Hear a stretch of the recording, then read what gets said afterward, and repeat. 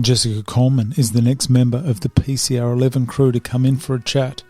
We discuss travel, kids, schooling, 30 before 30 lists, her notorious Reds, and the lead into October 7.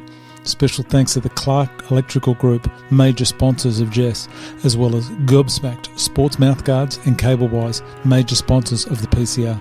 So please welcome Jess Ain't No Mercy Coleman. Yep. And you only changed your nickname about 20 times. I know, I'm sorry about that. That's honestly, okay, I'll tell you. Tell me. I've listened to a few of these podcasts now and I feel like everyone had their nicknames down packed from the get-go. Like everyone had these songs and everything, and it was just one thing I didn't think about. It was like, I thought the one thing you didn't think about was replying to my email, because that didn't happen either. yeah, I'm sorry. Honestly, this is my life. This is me. Like, I just, Sure. I open messages, I see things, and then my mind goes 1,000 miles an hour and I get carried away with things until I get reminded. It's bad. I'm sorry. But, yeah. Have a look at that one there. Is that one right? The copy? Number 4, Coleman? Jesus. No. No, this is the old one. Oh, okay. Yeah. Still remember this when you had that nickname? Yeah, I know. That was a really good nickname. I really like that. I know. Why didn't you keep it? Okay, because it's great. Because I found my song that just hyped me up, and I was like, you know what, I need to be part of that song. So, Really? Yeah. So it wasn't just the thought, oh, geez, I need a bad nickname, so what am I going to have? It was. Sounds like it. No, I love the fact that it rhymed. It just, once you said Polar Express, that's all I kept thinking. Me, the Polar Express, that kids movie. When you said that, that's all that kept coming back to my head. I was like, just the Polar Express. Oh yeah, it probably is not that. It's probably not that complimentary for ladies. A Polar Express being considered like a train, I guess. Yeah. That'd be I mean, weird. like there were like all different ones I was looking at. It's like Jess the Crusher. I'm like, I'm not going to go sit on any. Like I was trying to, I don't know. Nothing felt right, and I was like, I know this isn't going to be with me for life, but I just wanted something that was catchy. And when I found my song, I was like, well, do your song and your nickname straight off the bat. What is your nickname? I forgot. Ain't No Mercy. Ain't No Mercy. So the Purple Lamborghini. Okay. Who sings that? Skrillex, Rick Ross. I didn't know Bangarang. That is a classic song, by the way. Go up there. Yep. That one? Yep. Oh, I guess that's got Here we go. But I want it to start from 45 seconds in. So when doors open. So you're going to just make it even harder for me, is that it? Okay, well, no I've worries. said exactly when I want it, so. Don't make it easy. Oh, don't worry. This will change 10 times in the next 3 weeks. Probably. No one knew. Know what you've done with the... Probably. No. I'm set on this now. When I hear this, it's like... Pumped? Yeah. Let's have a listen.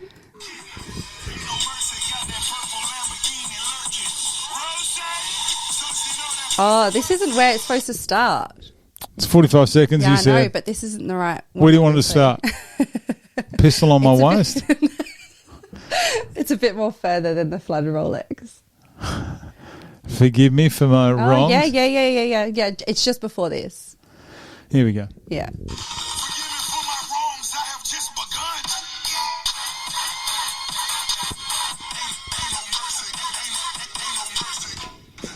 Surely. Questionable. Have you never heard this song before? No, because I'm old and trust me, Skillrex I listen- has Bangarang, and that's the only Just song. say that one again. Who is it? Skrillex. I don't know. How do you say it? Skrillex. Skrillex. That's pretty much what I said. They're a little bit. Whatever. They're a little bit different, and honestly, I listen to all types of music. My partner, he's done like a bit of DJ. All types of bad music, or just this stuff? No, this just I don't know. It takes me back to like. This is going to sound so weird, like my juvenile days when like I used to go out to 2 house weeks parties. ago. 2 weeks ago. Okay, no worries. No, Jeez. I'm almost 30. It's like we're talking 12 years ago now. Hitting Metro's Frio. Yeah, don't even. That was my stomping ground. That was literally. Did you see Rory? Yeah. You know what the funny thing is, right? So Tell me the funny thing. Rory is my sister's. This is going to be really, really complicated, but in my head it's easy. My sister's best friend's partner's brother. Oh yeah, that made so much sense. We're I just all like nod. we're all intertwined somehow. Like honestly, I have some really, really good friends that worked at Metros. I did a couple of bar shifts at Metros because I used to jump between bars there. I did like It's now called Hugo's, I think. The old Clink. Clink. I used to work at the Clink, yeah. Why are you laughing at that? I used to go to the Clink. Did you? Yep. I actually we're loved talking it, 90s. honestly. We're talking the 90s. Oh, okay. When it first opened. Okay, yeah. I think we were there in the first week it opened. Really? Oh, yeah. I think we had, what's that one on the court? Is it called the Newport? Newport, Spewy Nui, yeah. Is that still there? I think they've closed that now. I think I've closed Really? it. Yeah. It's, what's that dart thing that you play? Oh, geez. Fight Club? Flight Club. That's what it is now, Is yeah. it Flight or Fight? I think it's Flight. Flight Club. Flight, yeah, Okay. They're yeah. pretty good, though. I Yeah. did go to one in the city. The Newport, that's been there. Yeah. They had that hula bar or whatever it was. You know, it was like a tiki bar. No. You never went into that bit. It was only open sometimes. I think Wednesdays and Well, if it was post 2000, I probably wouldn't have been there. yeah, no, I wasn't even here then. I was there. It caught fire one day. Newport did. Yeah, like I'm talking late 90s, mid to late 90s. Yeah, caught fire up top. Very suspicious. No, there was one of very them. little urgency to put that fire out that day. Don't know how it happened. Oh God. Anyway, But yeah, no, I've done my good rounds of working in Freo, partying in Freo. did you live down that way, or did you used to I'm live in down? Kubi. Yeah, so You're in where? Kublap. Kubi. My lord. It's it's a questionable suburb. Although we've been there for 2 years now, we've never had any run-ins. It's not the questionable suburb. It's the fact that you shorten everything, every word. You know what? Right, I moved here in 2011 from South Africa. from England. Maybe born in South Africa. Yeah, I've done my rounds. Where were you in England? Surrey. Okay. Southeast, yeah. That's all right. It's not that questionable. Not too bad. But yeah, mum It's and no dad moved dagenham. us out. Yeah, no, I know. No dagenham. No, it was good. It was actually a good one. I actually went to a boarding school, so it was pretty posh toddy, but it was a good time. It was a army boarding school, Okay. so all the army kids went there. Yeah. But yeah, no, moved here and I quickly learnt, one, I speak too fast, so I had to slow down the way I was speaking so people could understand me. Do you have an accent? No, I don't think so, because I think I forced myself to to speak slower and start abbreviating everything so everyone understood what I was saying. Everything. Like, Australians whine, like their accents are very long and over exaggerated and stuff. So I started doing that. And if you speak to my parents, they sound full blown South African. And you speak to my sister, she's got an English accent. And then I'm just Aussie, because I just wanted to just fit in, just put me back in. Because I was in my last year of school in the UK, and then my parents decided to move me out here, and I had another 2 years to go, and it was just What school did you go to here? I went to Somerville. It's not Somerville anymore. It's now called Kennedy. It's along Farrington Road.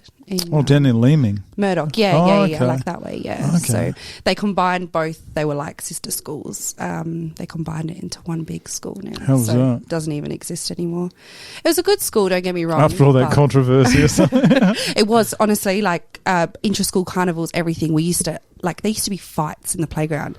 They used to stagger our start and finish times, not only for the traffic, but so that the students didn't mix, because we weren't friends. So when we heard that, like, I think it was 2 years after I graduated, that they were combining, we were like, what's going to happen? What colour was your uniform? School uniform. It was like a kind of a greeny, tartany. It'd be so good if you were red and blue like the Crips and the Bloods. Oh my God, and yes. you all just came in. Oh yeah. But it was bad. It was like, yeah, we didn't mix. It was not a good social setting at all. It was bad. How'd But yeah, you it doesn't exist anymore. And then me car being- park scrap for you, Jess? I've had a few scraps, but only defence wise. Oh, of course. No, They're always seriously, defending. only defence wise. That's why I think I'm struggling a little bit with throwing a few first punches, because once I get hit a couple of times, I'm like, okay, cool, we're on. But it's throwing that initial, like, first couple that I think I'm really, really struggling with that at the moment. Just taking that first. I don't know. We'll see, though. I've been told I have to go in all guns blazing. So. You do? You do? You only got 6 minutes in there. No, I know. And, like, I think she's going to be coming at you. I know. She's going to be throwing big ones at me. I already know this. You guys have come along. I love Innie, honestly. I think it's going to be it's going to be good. I think we both need, we still message each other like every couple of days. I think we just clicked right at the beginning, and it was kind of like, and I think we both knew we were going to be fighting each other. It was just kind of that. But yeah, I agree. Like, I don't know. It's just crazy. Like, every time I think about this, I get all like sweaty palm. I'm like, what am I doing? Like, I get so, I don't know. I do this to myself a lot though. I sign up to so much shit all the time. It's not a bad thing. Isn't it? No, it's great. My family and friends would beg to differ. They're like, oh, what's your new hobby this week, Jess? Because I do. People will give you a hard time about it. Yeah. I believe due to jealousy. Yeah. Due to the fact that you can actually have a go at something. If it works out, it works out. If it doesn't, it doesn't. True. Who else is here to tell you what you can and can't do? No one. Yeah, as I get older, I'm just like, kind of like, oh, screw anyone who, judges or wants to throw shade or whatever. But it's a habit that I've had since I was little. Like, I just love just throwing myself into the most random things and not really thinking about it until I'm actually doing it. Well, as long as you're not mortgaging the house every time you do it. I've got Declan to hold me down with that. He's very good with money, but yeah, I'm questionable, I think.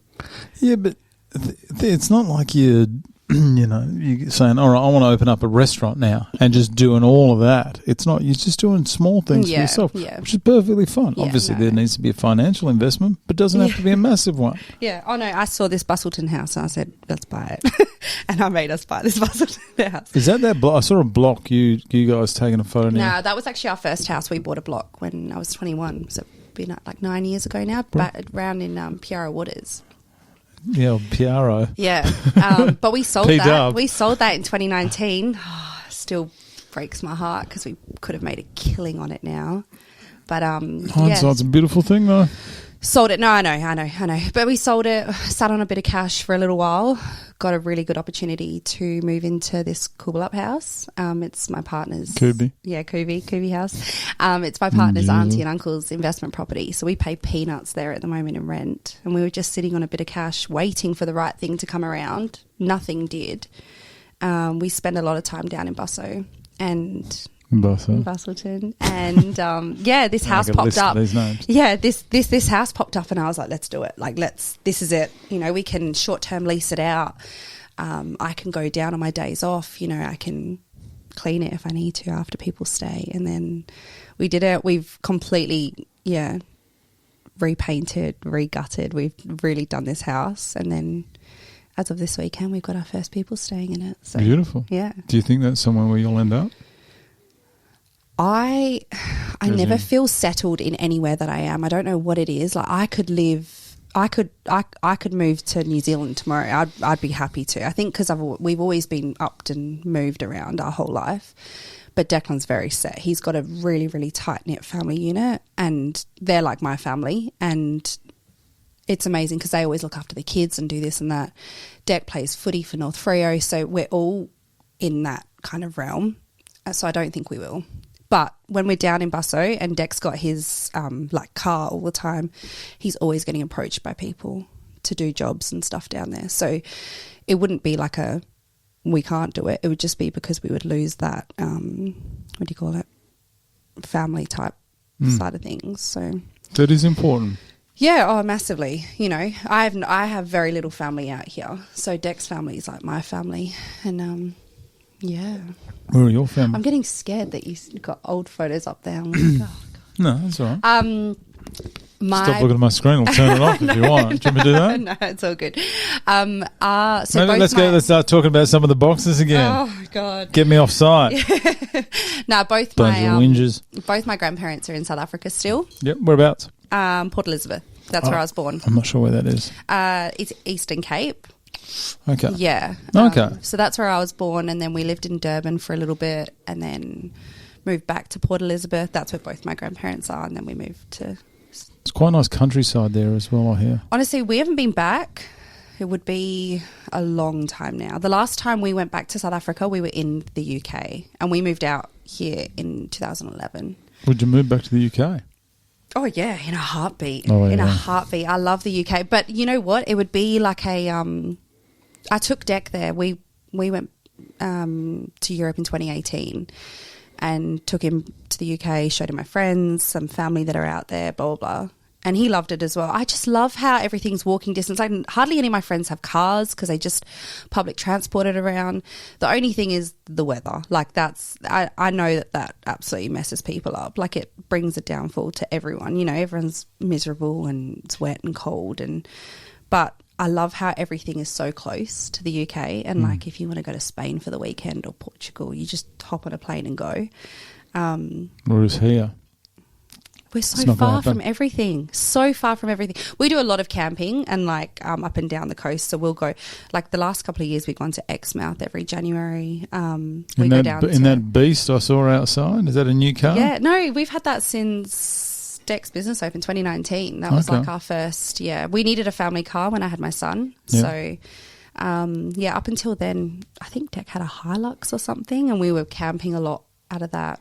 But yeah, we do a lot of that type of stuff. But like, 13, 14 hours up to Exmouth. And usually we'll go straight from Bustleton up to Exmouth. So we'll do the full trip. That is a big trip. It's a huge trip. And then like love Esperance, all that. So definitely love the WA side. But it's, it's huge. It's absolutely insane, the like scarcity of everything in, I don't know, what is it? The second? It is the most isolated city in the capital city in the world, I think. Is it the most or is it the second? Sure. Yeah. Pretty sure that's the reason my dad moved us here. No word of a lie. Why? He said we're moving to Perth. I still remember this conversation like it was yesterday. He said we're moving to Perth and there's a Perth in the UK. Yeah, up there, Scotland. Yeah. Yeah. And that's where I thought. Yep. I didn't, and then I went, oh, okay, I'll only be a couple of hours from my friends and all that. And then next minute he said something about Australia and I went, what? I said, where the hell is Perth in Australia? No one knows where Perth is. No, that was Sydney and Melbourne. Sydney and Melbourne, yeah, that's it. And then I found out and he went, nah, it's like the most isolated city in the world. And I went, of course that's where you want to go. Because my dad hates being in and around things. Cities. He wants to be, Was he in the army, was he? No. He's an electrician. Okay. So, but they live down North Yunderup. So they've got a bigger block of land and smallish house and he just wanted space, I guess. But yeah, he's been an electrician his whole life. Okay. Yeah, from when I was born. But yeah, he worked on the London Underground in the UK. Oh, a lot of asbestos breaks and everything there. Yeah. But he did night shift then, so barely saw my dad. He was always sleeping on the couch. Funny thing is, my sister, sometimes kids will get sent home like, oh, what did you do last night? Draw a picture of what you did. Yeah. My sister's pictures would always consist of my dad sleeping on the couch. And I know Dad had a few phone calls like, is everything okay? Like, my sister's photos are always of you sleeping on a couch. Like, is someone looking after her? And Dad's like, yeah, she's fine, she's fine. But it would just be because Dad would work night shift every night. Yeah. So they just wanted to get away from that. Yeah. They wanted a more, I guess, lifestyle that they grew up with in South Africa. Yeah. And Australia seemed to be the best place for that, apparently. Well, having kids, which you've got one or two? Two now. Two now. Yeah. Definitely puts the brakes on a lot of, not in a bad way, but just puts a lot of brakes on travel and careers, I guess. Oh, yeah. You told me your dream career was a flight attendant. It was, and I became a flight attendant. I know. I've got a photo of it right here. Yeah. Look at you there. Is that Virgin? It was, yeah. Oh, it is. It was. Yeah, I don't work there anymore. But what was that like? Oh, it was amazing, but it was domestic, so I didn't do international. Out of Perth, unfortunately, they don't give you those options. I would have had to move over east, so to Sydney or Melbourne, to do the international side of things. But yeah, always, I think because I like the idea of travel, being a flight attendant was like, that way in to do it. You get paid peanuts. You really get paid nothing. You do it because you like the job. You don't do it because you want to make a whole load of money. The people you work with. Obviously comfortable flying. How do you handle turbulence and stuff? I'm not comfortable flying at all. How the hell did you do this job? You know what? Being a flight attendant, I felt like I was more in control of the situation. So if there was to be, say, an emergency landing, I knew how to operate that door and get everyone out safely.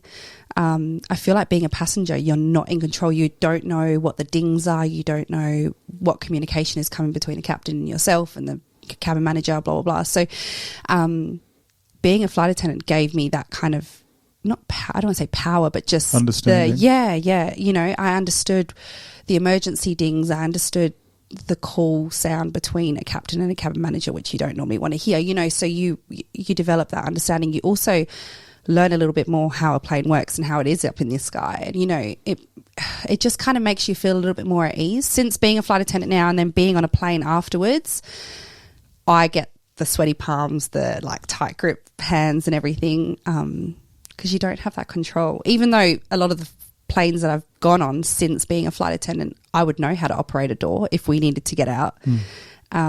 It just, I don't know. It's just different when you're on the other side. You're not really thinking about being up in the air and where you're going. It's work. It's not as, I don't know. And it is safe, isn't it? It's so safe. It's honestly one of the most safest modes of transport you'll ever take. Like if you have a look at how many car crashes there are in a day compared to plane crashes, it's just, you know, I think there's this crazy statistic that you're 300 times likely to die. I know this sounds so morbid, but like, or get into a car crash, a fatal car crash on your way to the airport than what you are to actually have a fatality in the air. So the checks that they do, the amount of hours and stuff that the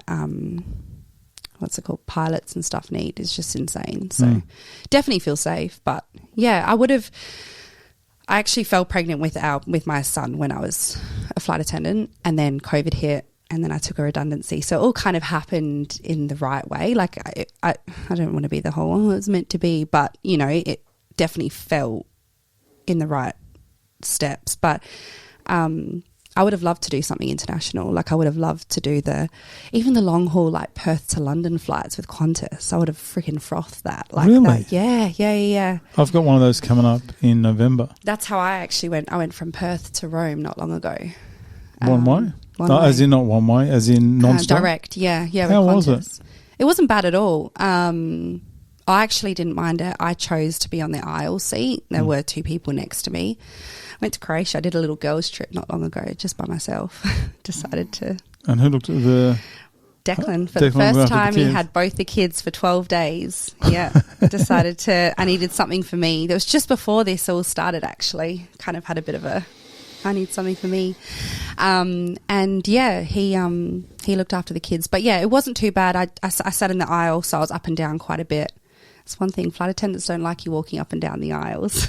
They don't? No. They want you in your seat? Yeah, in your seat. Just because you're taking up the aisles, so, you know, call bells will go. There might be emergencies that they need to run to. They need to get the cart down. People are standing up in the aisles. It's so annoying. If someone has like a panic attack on a plane, what is the medication you're allowed to give someone? So all like actual medication has to go. The pilot has to approve of it. The captain has to approve of it. But in terms of a panic attack, like we've got gas and air, so we can hook them up if they need more air. But other than that, it's kind of just calming them down, pulling them away from people, making them breathe. If you want to get the whole sick bag and make them breathe in and out, you know, counting. But there's a whole, every year you have to go through like a vigorous, it's not vigorous, geez, Jess. It's like a first aid for flight attendants, because it's actually really different being up in the air with like anything that happens. Yeah. I was on an Emirates flight once, and I'm not a good flyer. And You're not a good flyer? No, okay. And I had a moment, and they had to call someone, and they gave me some medication. Oh, did they give you medication? Yeah. Oh, okay. I don't know what it was. Did it calm you down? My God. I woke up about 10 hours later in business class. Oh, no way. My wife was loving it. She was enjoying it. Oh, did they bring her? Did they bring her? Just us, yeah. They just said that I was that limp, that my head was falling forward, and there was a risk of positional asphyxiation. Like I couldn't breathe. So they put us boboth up. I would love to know what they gave you then. God, I've never administered any medication like that. We've administered like angina medication, like for your heart and stuff. But yeah, that's all. You call through to like a medical facility on the ground. Then they speak to the captain, and the captain gives you approval to give that medication. Okay. I don't know But what yeah, it was. not Trying to get my hands on some of it Yeah, again for my next trip. All I can say is like rest of it. Have you tried rest of it before? What's just that? Pop half a tablet though. What is that? It just makes you sleepy. That Calms you doesn't down. sound good. I don't know. You can No. get it over the counter. You don't have to get. No, I don't want over the counter stuff. I want stuff that's going to like drop a ball. You have a red wine and you take half a rest of it. No, trust me, you have half a red wine. I'm not gonna risk it. 2 hours into a flight. I say, what did Jess tell me to do? Wait a second. From someone who couldn't even decide on their nickname, and True. Jesus. No, honestly, we would have like panic flyers all the time. You just go speak to the flight attendants. Normally they can help you. We just get them down the back and have a chat to them and deter their mind, send their mind somewhere else and just chat to them about something other than flying. Good luck with me. Anyway. Did you say you're doing the full flight though? Yep. November, I don't know, somewhere in there. Anyhow, To the UK? Yeah. Anyhow, let's not You're talk like, about it. don't, I'm getting sweaty palms. So, my wife doesn't want to talk about it either. Let's get back to you. Tell me you're a stay-at-home mum. Oh, yeah. That is the toughest job, I believe, in the world. Yeah. I believe it's one of the most underappreciated, underpaid, of course, Yeah.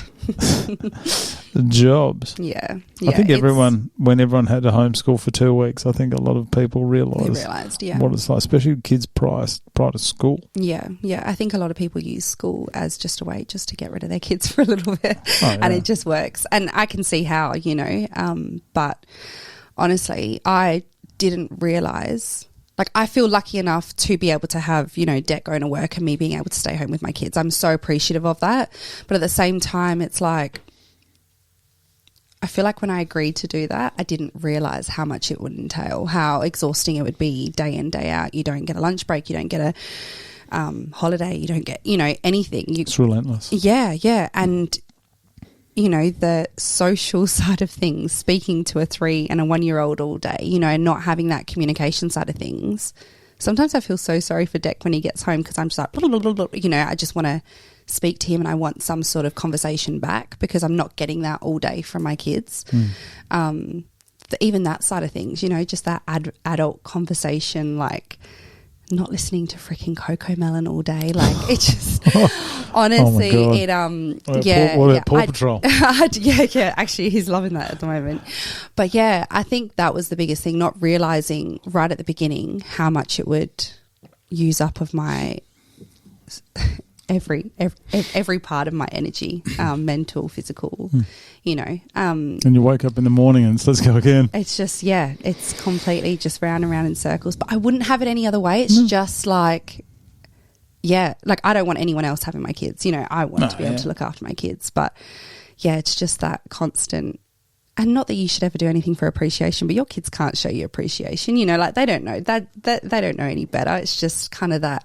I feel like when you go to work and you have like meetings with your boss and they're like, you're doing great here, here, here, and here. You could improve here. You don't get any of that. There's no like what you can work on. It's just you're learning as you're going. So I think that was the biggest thing for me when it all started. I was like, oh wow, this is just changing nappies and being snack bitch all day, like, and it's just round and round in circles. So I make a conscious effort now every day that I'm at home, we do an activity a day because I can't have the kids at home all day. They go absolutely nuts. So yeah, our routines are pretty scheduled with, sport and then swimming, and there's something every day. How would you describe the fatigue? Oh, my son, when he was born, he had, I don't know if you know, grommets and adenoids. And in the ears? Yeah. So I had grommets, adenoids, tonsils all done when I was younger. So I was very well versed in all of that. But there was just something odd about him when he was born. Like I would lay him back and he would just scream, like hound the house down. And I knew there was something wrong, but people kept saying, oh, you're a first-time mum, that's just what kids do. And I was like, no, there's nothing.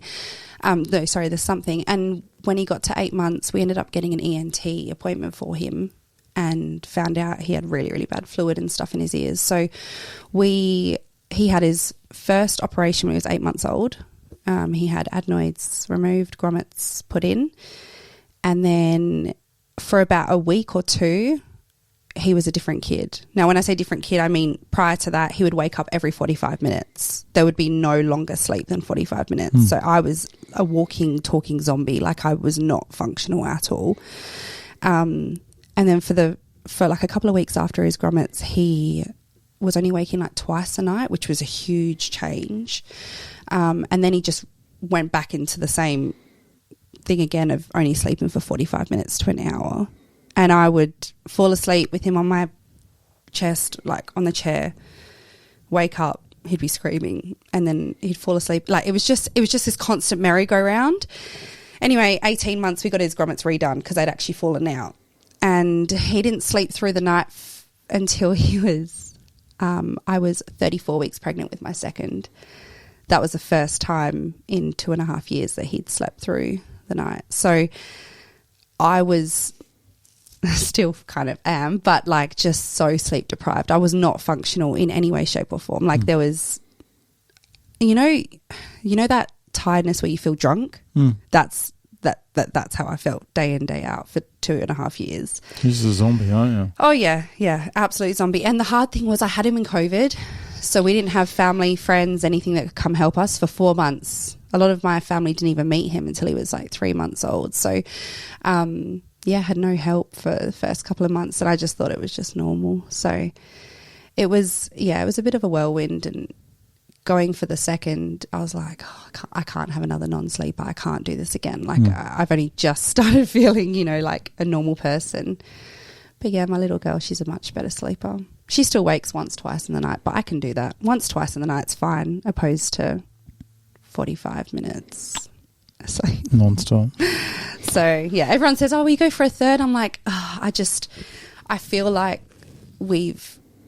Camilla, my daughter, she's a sass queen, but she sleeps, and I feel like I can function, I can do all that. But I know the other end of things where my son didn't sleep 45 minutes at any one given time I got. So yeah, I don't know if I'm willing to go through all that again. Don't rush that third. Oh no. If you ask Deck, he would have like 6. Honestly, he's ready. I'm like, you need to find yourself another baby mama, because I can't go through this. Jeez. But yeah, I don't know. Love my kids, but yeah, it's a challenge. It's the biggest thing I reckon. I've done a lot of jobs before. I chop and change between jobs like no tomorrow, and it's by far the hardest thing I've ever done. I have no doubt. I wish I had some advice. No, a lot of people don't. They're just like, just get it, girl. No, I do. I understand. Yeah. I understand. I understand your pain. I don't know what the answer is. No, well, Deck, like I said, he got a bit of a feel of it. I went away for 12 days to Croatia, and I think he was a bit like, I think it was day 4. He's like, holy crap. He's like, these kids are wild. I'm like, yeah, that's why you got to take them out every day, do something, Just run them into the ground. Yeah. Just completely exhaust them. Put the work in early. But we needed that. Like, Declan and I have been together for a freaking long time, 13 years. Did you guys married?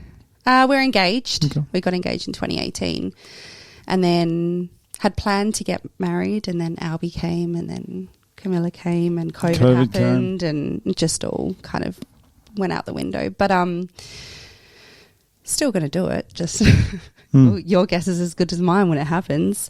But yeah, we've been together for a while now, and I think he needed that sense of like what I do.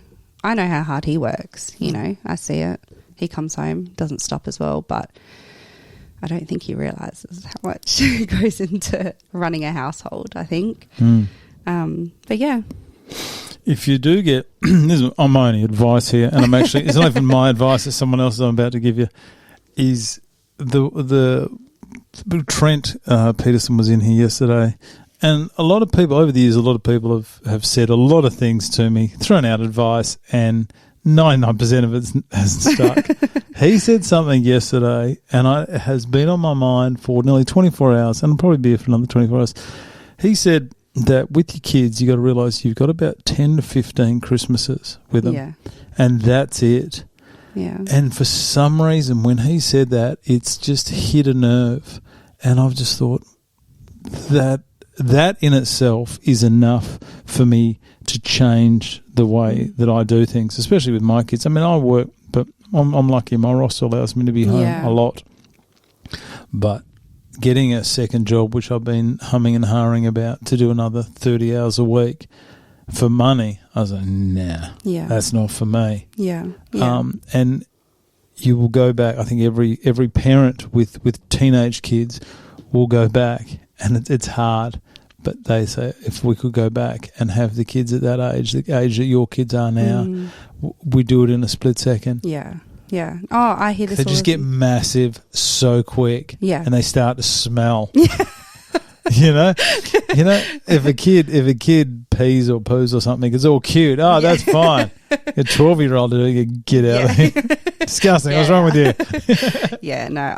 I have, you watch TikToks and then your algorithm changes and, all these cutesy little, you only have 10, 15 years or Christmases, Easters, birthdays, with your kids actually being completely present. And it does. It hits you in the feels. It really does. Even Albie, he's like 3.5, and I feel like yesterday he was like a baby still, and I look at him with his sister who's 1, and I'm just like, holy, like you're actually becoming a little boy now. You're not just a baby anymore. No. He's going to kindy next year. And I never thought, like, even crossed my mind that I'd be looking at schools for him. So they do, like, I feel like when you're growing up, your parents always like, you grew up so quickly. I remember you when you were this small. Yeah, whatever, Mum. Calm down. Enjoy yourself while you're little, and you kind of just shake it off and everything. And then it's not until you start having kids of your own, you realise how quickly time goes. And, you blink and before you know it, it's gone. So I appreciated it so much. My parents both worked. They had us when they were so young, so they both worked their whole lives. We went to before and after school care, childminders. My parents never came to our sports carnivals or anything, and that's one thing, like I've said to my partner, that I really, really want to be there for all of those little things. I want to make sure I'm dropping Albie off at school, picking him up from school, taking him to all his extracurricular activities and watching those. So yeah, I think we're quite lucky with the fact that Declan owns his own business, so we can choose his hours and he can be there for little things as well, and then, have the opportunity to be there as well with everything. It's got its good, like, real good things. It's just got, like, sometimes it feels a little bit like, holy crap, what am I doing, Just remember with the school pickups, when that starts happening. No, I'm just, I think because this happened to me recently, is school. I used to love school pickups, and I do them whenever I can. But the parking situation has got me in a point where I've used some words in that car that should not be used around a primary school. I have. Honestly, so the school that we've got Albie going to, it's a tiny school. There's only one class per year. So it's a very small school. Yeah. We decided to do it because Albie's not good with big groups of people, blah, blah, blah. And I know he's going to be in from kindy all the way up to year 6 with the same classmates. It's going to be really good for him. But even when I went and handed in the forms, I went at school pickup time. Big mistake, huge mistake. It's a shit show. It is. Honestly, there are people on horns. Like, this is a Catholic school. Like, I thought everyone was savages. They're savages at Catholic schools. And I'm like, oh my God, like, and I'm sweating. I don't even have a kid to pick up. I'm just supposed to be handing in these forms. And it was brutal. So mayhem. Yeah, I've had some people like literally line up like half an hour, 45 minutes before school even finishes to get their kids so that they're close to the front. I'm bad with time. I'm really bad with time. Albie's going to be that one kid just sitting there in the park by himself. Like, there's heaps of parks. There's heaps of parks because everyone went home 25 minutes ago, Mum. Yeah, that's going to be us. if pickups at 3, I'll probably leave here at 20 to 3. I'm just down the road. I was going to say, where's the school? Like, it's down the road. No, it's down the road. Yeah, see. I'll sit in the car, or I'll rock up late, and then I will ditch the car anywhere. Like, really? I will mount a curb, park the car. I'll get to the point where I'll just park it anywhere. And I said, I dare someone to say something. I was thinking, look at me. I'm parking where I shouldn't, getting out, looking to fight people. Yeah. Picking up. Look, that's why I've got that Prado with the lift kit. I'm ready to mount curbs. I'm ready to go. Just dump it anywhere. Well, the thing is, where you stop anywhere and put the hood up straight away, and everyone thinks that you're broken down. Yeah, broken down again. every week. 2:58 on a weekday. It's unbelievable. Don't question me. Don't question me.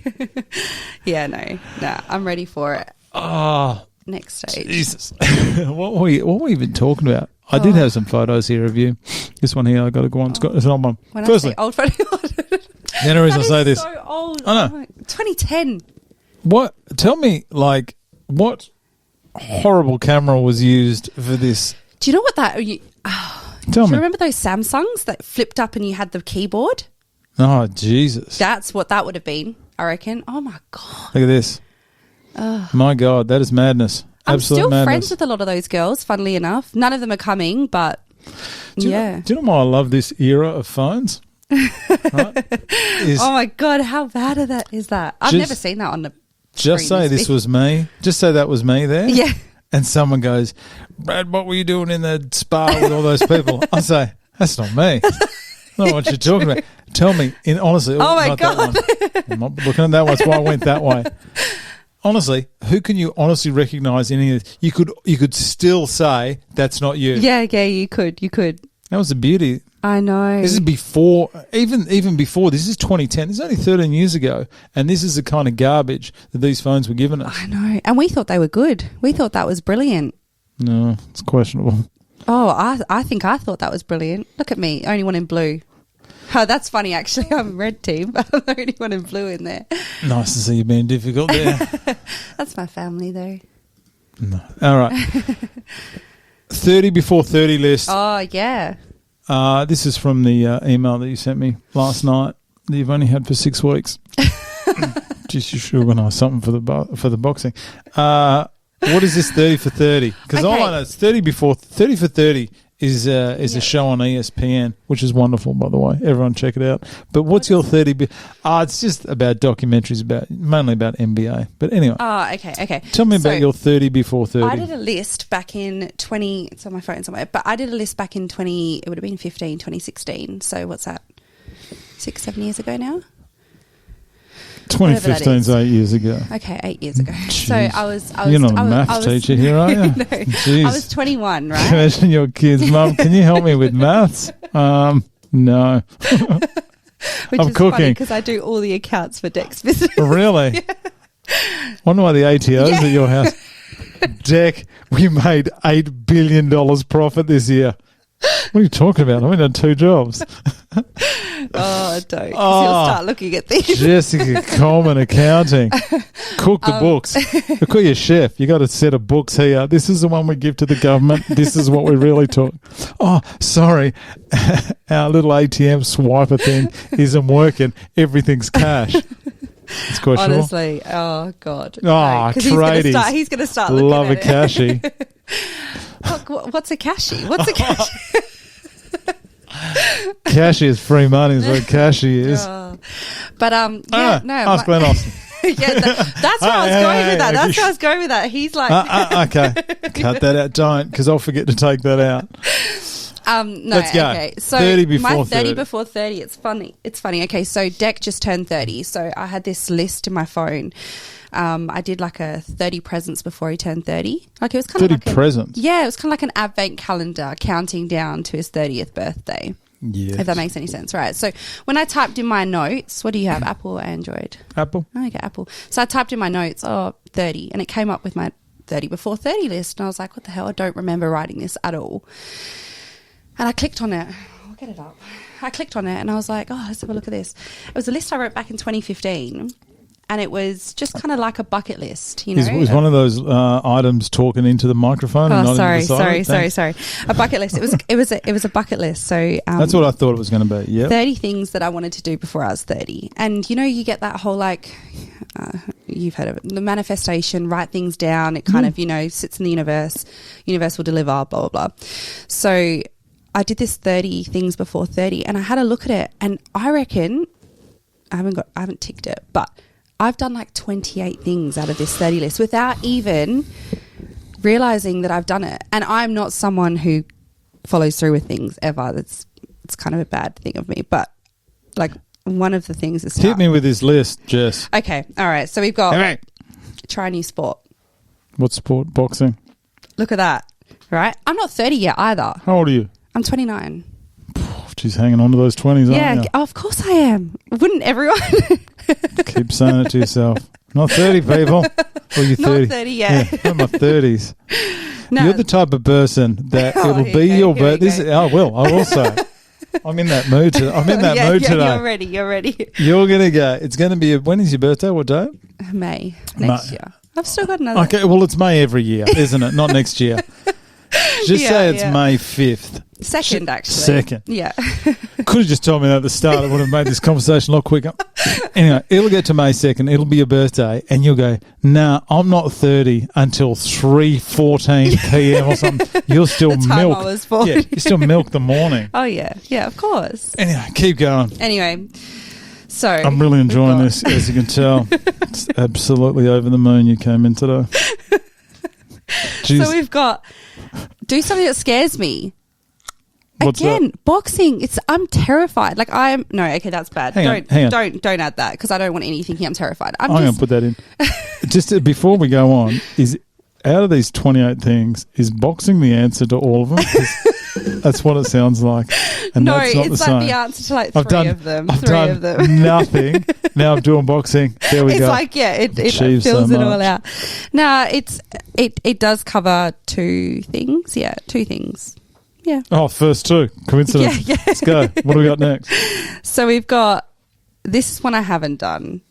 So start and finish an educational course. This is my downfall. I start things. I just never finish them. And like an online course? Anything education. Oh, I guess I did a events and hospitality course, started and finished that. But didn't you go to school? Yeah, but this was after school. Okay. So I think I wanted to like progress with something. When I was in school, I did like TE or ATAR, whatever you want to call it. But when I finished, I didn't want to study anymore. So I just didn't. Okay. Yeah. So I guess I've done my hospitality events side of things. See Eminem live in concert. Did that last year before last. Eminem? Okay. Yeah. I know that's on a lot of people's list. Not mine, surprisingly. Keep going. You're not a fan? He's all right. I think it's the crowd I'll have the problem with. Yeah. If I could sit like up the back and no one near me, I'd love to go see him. But if I was around someone, I'm just not a people person. No, fair enough. Travel Europe, did that. Go on a cruise, haven't done that. But then we've got... Cruise. I can imagine you on a cruise. A cruise is like right up my alley because you've got everything right there. No? Well, it's not for me. I'm just saying I could imagine you on a cruise. Really? You'd be you'd be kicking back with the strawberry daiquiri. Oh, yeah, that's right up my alley. You would have a blood alcohol limit of in excess of 0.8 for the 14-day cruise. Entire time. Oh, definitely. Keep going. Oh God. So go snowboarding in Japan. We've actually just booked a Japan trip end of this year. I heard it's good up there. No kids. Oh, how'd you manage that? We're still trying to work it out. The kids know? We've told them. My son's like, okay.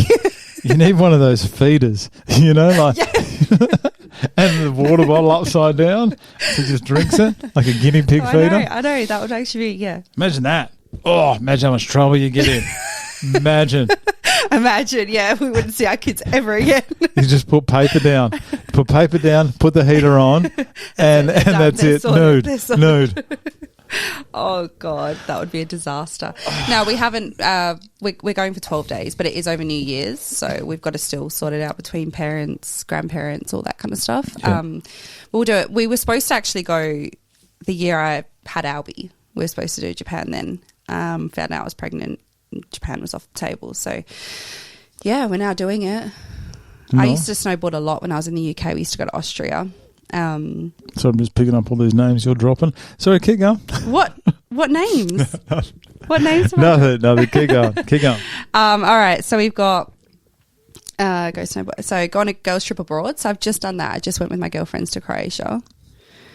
We've got practice meditation. I do that quite a lot now. I need to. How many of these are there? Because we're about there's number 30. 6. No, there's.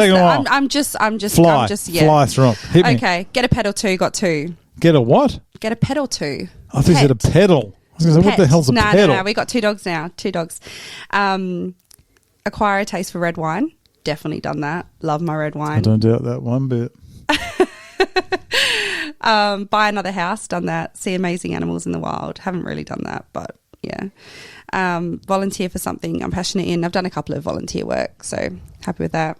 Do something good for a stranger again. So, look, I've just like cruised through things. But long story short, did this list. Tell me long story short. I love those. Did this list 8 years ago, 9 years ago, however many years ago. Sounds like everything's happened in the last 12 months. No. Like there's other, like travel Europe. I did that with my partner.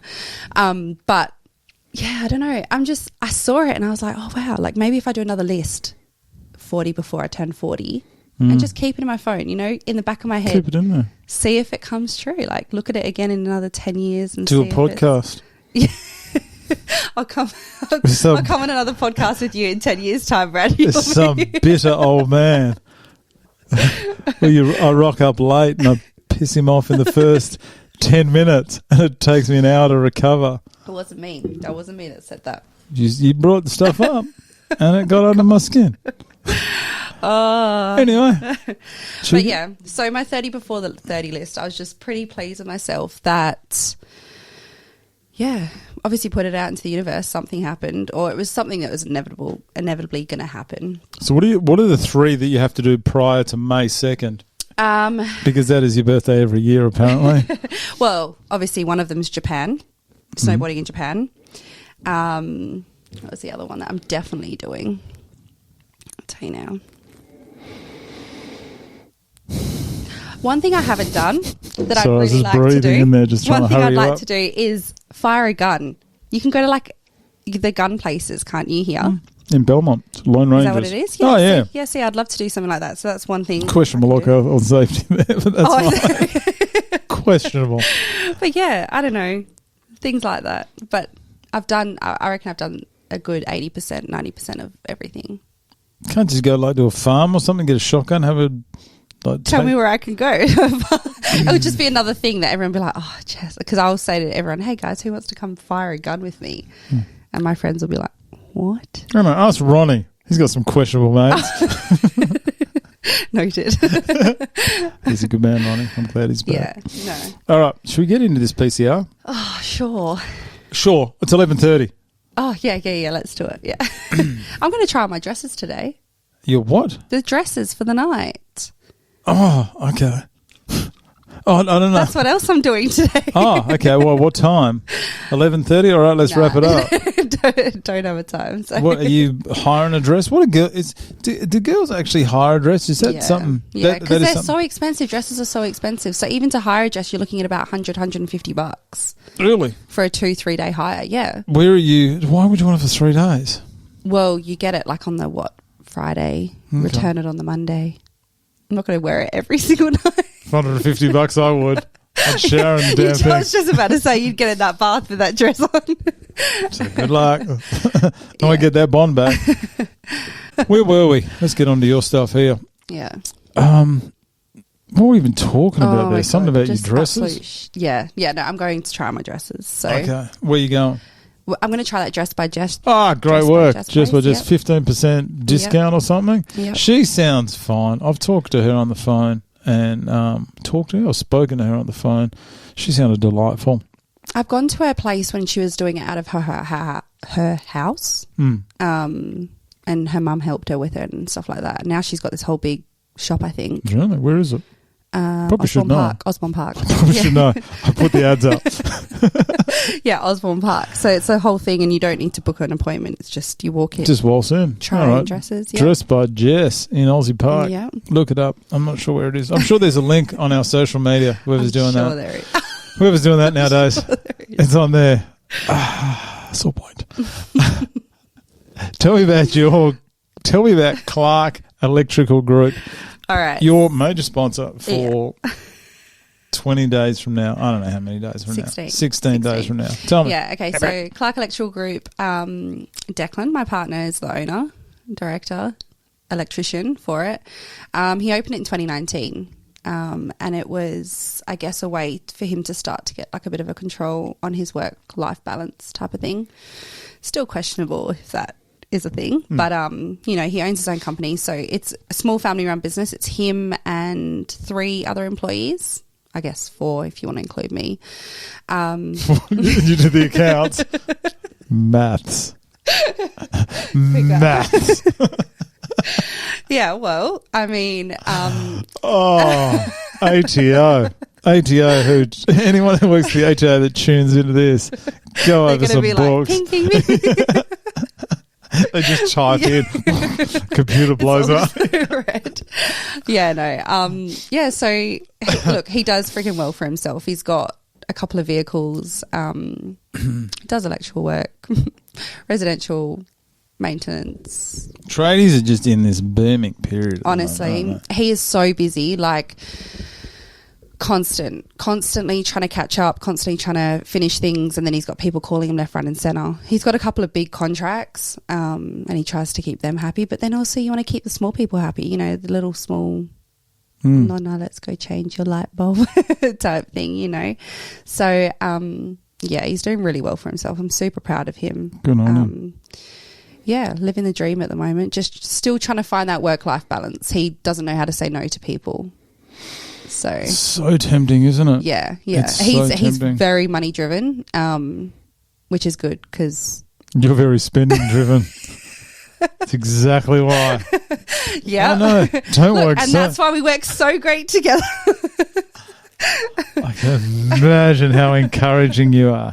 Leave your phone on the weekends. Yeah. Go on. It's okay. I'll deal with it. I'm sipping my red wine, picking up my new dress.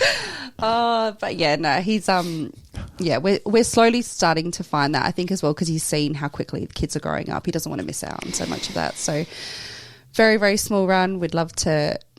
We tried to grow it a little bit. We've had a couple of boys leave on questionable circumstances, and he took that quite personally. So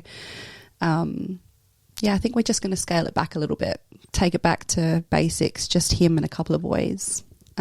Stops the whole, craziness of scheduling and all that kind of stuff, because that was what we were kind of struggling with a little bit, making sure all the boys were busy every single day, every single hour.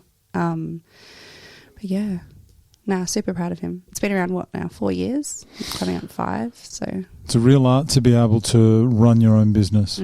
People think it's easy, but it is not. Oh, no, it's so stressful. That's the thing. I think people think as soon as they open their own business, they're going to be able to work their own hours, do whatever they want, pay themselves whatever they want. But yeah, Declan definitely... we're starting to find that balance now, but he does. He probably works harder now than what he's ever worked before. And he used to work for my dad. So... my dad was pretty easy on him, and then he was like, look, let's give this company thing a go. And look, I think they say something like half of businesses fail in the first 6 months anyway. So the fact that he's been around for a little while is credit to himself, but he works hard. He works goddamn hard for it. And you have your days where it's like, is all this worth it? And then, you take a step back, and we're able to pay him, we're able to pay me a little bit. The kids are getting, because we've got the whole trust account side of things. So we're using all of that and setting ourselves up hopefully for something a little bit bigger in the future, yeah. You are right, where people, such a high percentage of them do fail in the first 6 months because people don't realise what goes into it. I think a level of respect is found for previous bosses and previous owners from people that go, this is a piece of cake, I'm doing this. And then they actually do it and you go, geez, this is a lot harder. Yeah. That's weird, 60%. It's like things, it's like these shows. Yeah. 60% of these shows fail after 6 months. This one should have been taken off the air many years ago, but I just won't go away. Go on, Brad. Persistence is key. That's when I get high quality people in here like you bunch of people. Hey, watch this. Most views. Yeah, from ATO. Wasn't she going by a different name 5 minutes ago? Yeah. If Jess is your real name. You'll never See know. You on Australia's Most Wanted. You got dark hair, cutting a bob. Don't give away my other alter ego. How come your photos only date back to 3 weeks ago?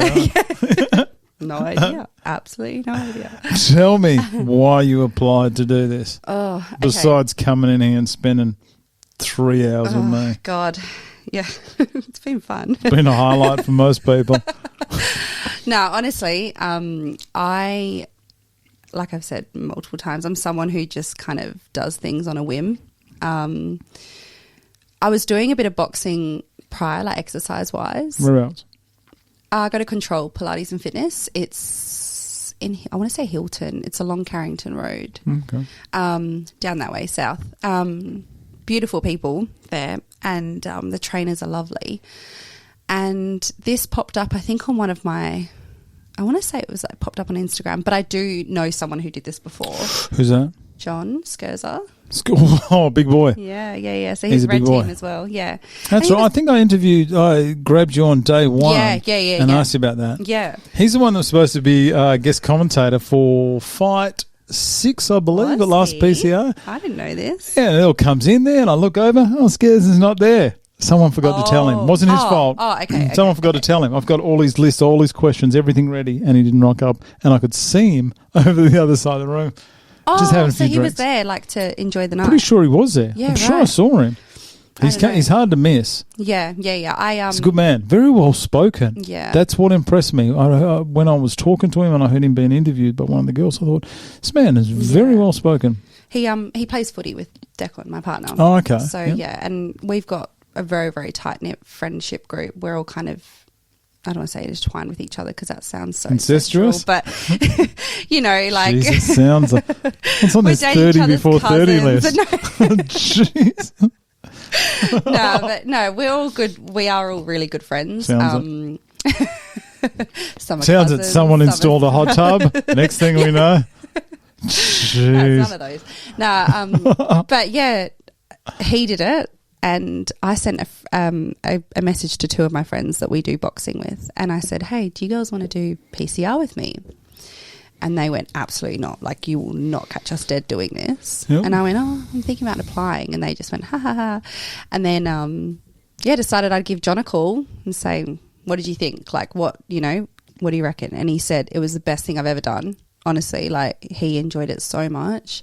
He's and he at couldn't speak. Every event, isn't it? I've seen him. I think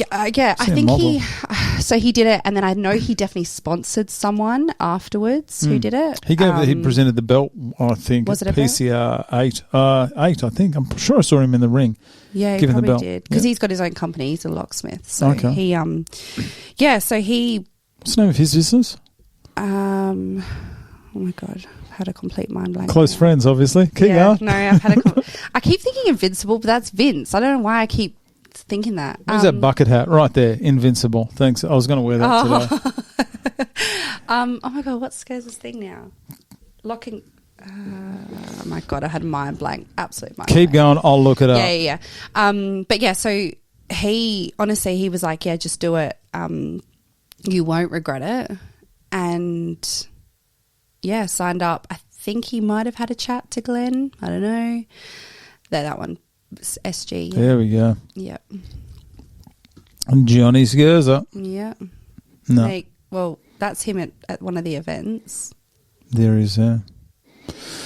So keep going with John Scherzer. But yeah, so ended up applying and got in, and he's been super supportive. He's not going to be able to come to this one though. He wanted to, but he's not because his wife is about to have her second baby, and she's due literally like around that time. So, oh look, that's her pregnant with the first one there. Where? Oh, no, that one there. Yeah, so that's when she was pregnant with her first, and now she's got her second on her way. He married a redhead. She's not. She's like. Jeez, good luck. I was going to say, wait, aren't you redhead? I'm talking about my wife. I'm not talking about your. I'm not talking about your lovely partner, John Scherzer, please. I'm talking about my lovely wife. Oh, is she a redhead? Is she? Full orange. Oh, I did not know that. So I got 2 Ranger kids as well. Do you? I love it's that. Over. I thought I was going to have Ranger kids. I really did because Deck's quite fair and like fair in his facial features as well. I was like white blonde when I was born. So I actually didn't have much hair at all. So yeah, I just kind of thought I was going to. Oh yeah. That's one of them. I'm not going to put that photo look how cute that is. There she is. She's got beautiful colour hair though. That's like an Albany red. That's not. Oh, let's talk about you. Let's not talk about hair colours, all right? Jesus Christ, we're never going to get out of here. Oh my God. Okay, getting back to the topic, why you applied. Question 2, I should point out. 2 hours 16. Let's go. Tell me. Oh my God. Reason why I did it. I just wanted to do something for me. Honestly, I feel like my whole life revolves around my children and Deck's business and looking after Declan and not looking Your three after him, kids. but yeah, essentially. And I just wanted something for me. I wanted to be able to set some sort of goal, finish it. That was the biggest thing. And yeah, I guess just do something that doesn't involve anyone else. I've also only ever played Team sports, yeah. And the thought of knowing that there's no one else to back behind, you know, like hide behind or anything like that was something I was like, okay, this is all on me. You know, I'm the only person that can be to congratulate or to blame, you know, if anything was to happen. So yeah, I think that was and then John taught me it's the best thing you'll ever do. And so far it's been really good. It really has. Like I've really enjoyed myself. Beautiful. Like, have you been to one of these events before? no, I haven't. You're in for a I'm treat. so excited. I'm so excited. You've seen the ballroom? Mm-hmm. You've been in there for an event? Yeah, so Declan plays for North Freo. We've had a couple of his North Freo balls there. Like the whole thing? I think they do 2 rooms. Oh, okay. It's a massive room. Yeah, I did wonder how there were like 5 rows and... Oh, yeah. It's not just the one on the end there. Yeah. It goes all the way down. Okay. That'll be interesting. It's a big area. Yeah. It's so impressive when you walk in there. Especially, I actually enjoyed it more when no one's in there. You walk in there and everything's just looking perfect. You know, like everything is just done. Wine glass in the right spot. And it just looks incredible. I feel like you need to do like a behind the scenes like video or something of that. Maybe social media people do it. That would be really nice though to see that. Maybe. Before. Maybe. Put it to them. Excuse me, social media people, that'd be really good. Have you met Nigel Glenn prior to this? No, I haven't. Have you found those two? They're beautiful. I mean... They're a good man. Yeah. Like, I feel like Nigel's definitely a little bit more softer and I'm almost happy that I'm on his team. Like, he's just... I don't know. I feel like I spoke a little bit to Glenn in the first couple of weeks. Didn't really speak much to Nigel, but since being on the Red Team, he's kind of like, I don't know, he just seems really encouraging. Whereas I hear Glenn can be quite hard. I don't know if that's the right word. But again, I don't really know him too well, so I don't know. I don't know if I'd say hard. I think I'd say more direct, but I think they can almost tell you something, but in almost like a respectful way. Yeah. Like it's never talking down or never like yelling at you. Yeah. It's just, I think they explain the same thing. I think Glenn just explains it a bit louder. Maybe that's maybe that's where it comes from. I don't know. Nigel's just been lovely. Like, yeah, I haven't spoken much to Glenn. He was probably someone I was more in communication with in the beginning. But obviously Nigel now, Red Team, he's just been really supportive, I feel like, and encouraging. I like that. I don't want to be told, like, go, like, you know, like go real hard. Whereas I've also heard that the training side of things, the way Nigel trains compared to Glenn, Nigel is a little bit more not relaxed. I don't want to say relaxed, but he doesn't push as hard as what I've heard Glenn can. No? I'm not too sure. I've never trained under either of them. I'm only going by bits and pieces. Yeah. But I think their training styles are different. Yeah. But I think they're both very effective. Oh, well, I mean, you know. So close. Yeah. Then the last one, I need to clarify something. That last one, I know it went 11-4 to the Reds. It could have so easily have been. Yeah. Could have been, I don't know. Could have been a win to the Blues. Yeah. So many close fights in there. Yeah. It's just who rocks up on the night. I know. I'm so excited. I get so like, every time I think about it, I get like, my emotions go like this. There have been some people who I've thought are not going to win, I'll be honest, in the past. Yeah. And they've got up and won. And because they turned up. So now, and I'm not just saying this, I truly believe that anyone can win any of these fights. Yeah. Do you think it's got to do with the atmosphere and stuff though? Because once you're up there, it's that pressure as well, isn't it? I think so. It's whether or not you can hold yourself in. And you're going 100%, where at training, I don't think you ever go 100%, which you don't because you don't want to injure the other person. Yeah. And it is different. 100% is different to 80%. Yeah, I agree with you. And even the other day when we were doing sparring, Craig had a bit of a chat with me. He's like, just go. Hit her. Let the hands go. Yeah. Craig's a good man. Oh, he's beautiful. I've been doing extra personal training sessions with him and he is amazing. Like, definitely, even after this, I think I'm going to carry on. Counterbalance. Yeah, it's been really good. Sorry, I'm just working out yours there. All these messages coming through here, I'm going to close that because they're just going to keep coming. Yeah, Probably Justin Abernathy's going to have something else to say to me. But you're in safe hands wherever you are. No, I know, and they both seem like beautiful people. Even yeah, I don't know. I'm happy. I'm happy being on the red team. I would have been happy being on the blue team, but Reds need to get it this year again. I reckon this time round they need to. Anything can happen. I don't know. I don't have a favourite team. I know I'm wearing red. I was wearing blue when you walked in, and I went, shit, I've got the wrong shirt on, and I had to get changed. How big was that shirt? I know. It's like a 4XL.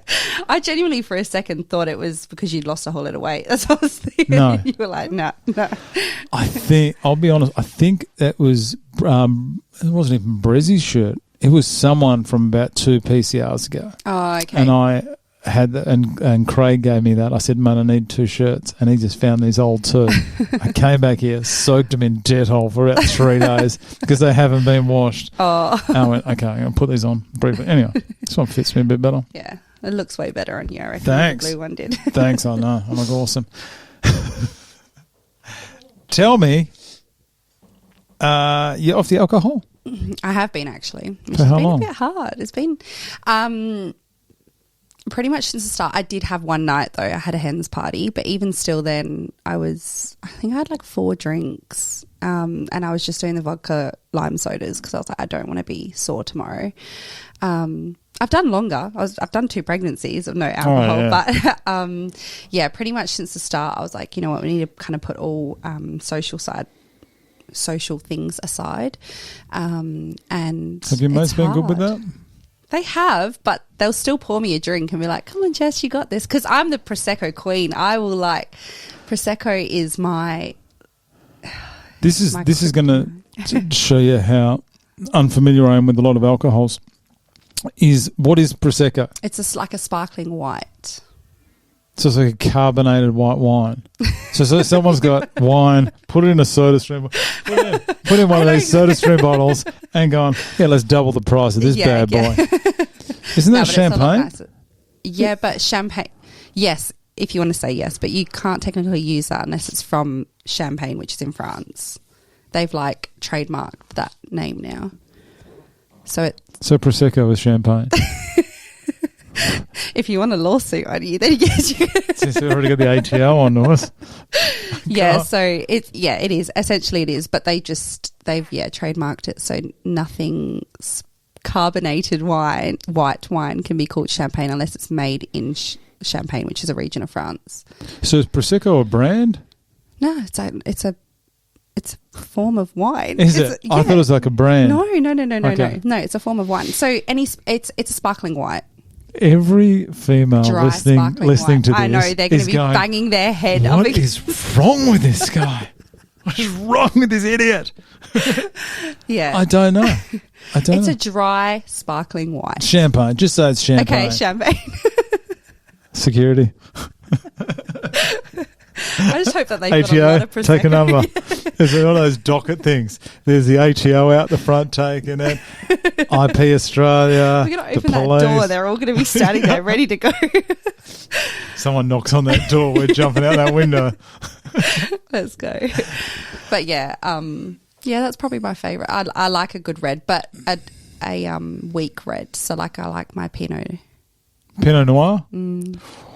On ice, which is really, really controversial as well. Yeah, I know. I got no idea about any of this. I got some ginger beer alcohol the other day. Oh, my God. Can I tell you, I didn't actually know ginger beer was actually alcoholic. I genuinely didn't know that. It's not. No, you do get ginger beer that's alcoholic. Yeah, I know. But I don't think traditionally. I don't. Yeah. If someone was drinking it and I was like, oh, I can have that. And then I realised it was alcoholic. Oh, so you didn't realise they put alcohol in? Yeah. Even though it says beer, I just didn't realise. Jesus. I had some. And anyway, at the end of it, I felt like I had diabetes. It was so sweet. Oh, yeah. It was a cup of sugar. Someone goes, here, let me just sprinkle some ginger on this sugar. I can't believe we're talking about this. How's the eating? Like, do you eat healthy? Like, are you a healthy kind of? Clean, no. Since being on this, I've been on a diet, so it's. Do you have to lose weight, put on weight, or anything? I've had to lose weight, so I'm still looking at probably having to lose about 3-4 kilos, which I'll get there hopefully. I've lost almost 6 now. You do look different weeks. from day one. Yeah, I'm going to say. So That's a massive amount of weight to lose in 5 weeks. Yeah, 5.5. Yeah, almost 6 weeks. So. I think because you're not that tall. I'm not having to go at your height. I'm just saying that it's if I lost 5 kilos, you probably wouldn't be able to tell. Yeah. But you can. It is noticeable. I did notice it when you came here late. No, I definitely. When you came here 10 minutes late. Before. No, I literally. When I started this, that was one of the biggest things. I was like, I want to increase my fitness, and I definitely want to lose some weight. It's kind of I have to lose weight because if I'm fighting any, I know I have to be within a couple of kilos difference to her, and she is weight-wise smaller than me. So, yeah, I don't even know what she's sitting at now. I know she's shredding or cutting, whatever you want to call it, in the bodybuilding side of things. But, yeah, kind of playing cat and mouse with her at the moment to try and get down within 2 kilos of her. But I've been on a diet. I have been on a diet. So I don't know if you've seen on Instagram, it's EBT, that evidence-based training. No. It's a guy and he calls everyone cunnies. Cunnies? Yeah. No, you're not. No, I haven't. Your phone's listening to you, so it'll probably start popping up now on your phone. Probably. It's trust me, the search history on that phone, it is questionable at best. But it's not even like cutting out carbs or doing anything. It's just, I guess, calorie restricting. The whole calories in versus calories out, back to basics type thing. But still being able to have chocolate when I need chocolate and stuff like that. Just making sure that I'm accounting for everything that I put into my body. Okay. So, is it working? Yeah. Got more energy? Yes. That was convincing. No. Yes, because obviously I'm training. I'm training 5-6 times a week. So yes, I am. I'm sleeping way better. The thing is, I started that when I started this, so I don't know the comparison. I'm feeling exhausted, but that's because I'm training hard. So I don't think on what I was eating before and what I was putting into my body before, I would have been able to train as hard as what I am now, if that makes any sense. So my protein's definitely up and all that kind of stuff. But how good do you feel after training? Oh, amazing, on top of the world. So good. I drive to training every single time and I think to myself, what am I doing? What am I doing every time I go to training? And I almost feel sick to my stomach. I'm like, I don't know if this is what I want to be doing. And then as soon as I'm there and I'm wrapping my hands, I'm like, let's get it. Let's go. Like, it's just that initial getting to training. I just question myself every time, but I'm someone who does that a lot. It's not great. But yeah, after training, you feel on top of the world. It's absolutely amazing. Like I want to carry on training. I don't want to stop. And I feel like training goes so quickly that when it's done, I'm like, hang on a second, I'm not ready yet. Like, let's keep going. But yeah, every time on the way there, I am like, what's going on, Jess? And how good do you feel on the way home? So good. But I've only got a short drive home. I think I'm one of the closest people to the training thing. Cuba. So. I think, who was it? I think Vince is like in Willagee, I think. Oh, okay. So he's close as well. Did you say Willagee? I think he said Willagee. Vince and Deck did their apprenticeship together, my partner. Oh, really? Yeah. So they've known each other from a little way back. From Invincible Electrical. Yeah. Well, I saw him at training and I was like, hey, Deck? He's like, Deck. And I was like, yeah. You want to see if that'll fit your head? Oh, look at this. I don't know how Deck will feel about this. Oh, you got headphones on. I got headphones. How do I look? Well, if it was put on straight, it'd probably look all right. And the fact it was on a 45. Thank you very much for that, Vince. Let's get back to this. How are you getting hit? Have you caught one in the, I believe the technical term is the mush? What, the face? Yeah. Oh, really? How have you got? Yeah, I've copped a couple. Bella's got me a couple of times good. Throwing me off. Really? She's complaining about something at the same time? No, she has. I have copped a couple, but I don't think at full force. So I think that's still to come. Did it hurt or did it shock you? Both, I think. I've never had a nosebleed before, fun fact. And I'm really like, is it going to happen? Oh, if you get hit on the right spot, You it will. reckon it will? Oh, Okay. yeah, it'd be like if waterfall it out there. Yeah, okay. Because we've got a few bleeders. Oh, yeah, there's some bleeders.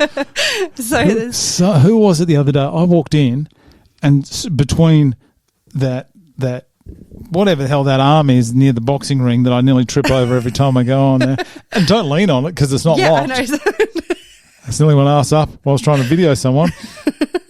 Between there and the front desk, someone went from no blood to full blood. Full, yeah. I just grabbed a handful of God knows, I don't know, wipes or something on the way back, in the bin, kept going like it just didn't happen. I was like, I can't deal with this today. Yeah. My partner and my son are both nosebleeders. Like, you literally flick them in the nose and they start bleeding. I still don't know what to do. You're flicking your son in the nose? What's wrong with you? She's lining up outside the door. What's that family thing called? What is that? You know? No, but honest, even when it gets too Child warm. protection. Yeah. Child protection. We've got them all. ATO. Door's going to get smashed out soon. No, even if it gets too hot, his nose just gushes. And I'm like, well, I've copped netballs to the face. I've copped a punch to the face before. I've just not had a nosebleed yet. And I'm wondering if that's something that I need to be prepared for. It smells. The smell is what Really? gets me. It smells like, you probably still have been around. The one thing I can't... Metallic-y. Yeah, I can't smell them now because I feel very, very ill because they link it to an incident that I went to. But you know the old 1 and 2 cent coins? Yes, yeah, if you rub those two together and smell it, yeah. that's what an excessive amount of blood smells like. Yeah. I can't smell it anymore. If I do, I go, yeah, no, get that away from me. I can't handle that. In my first pregnancy, I had the metallic taste in my mouth and it was horrible.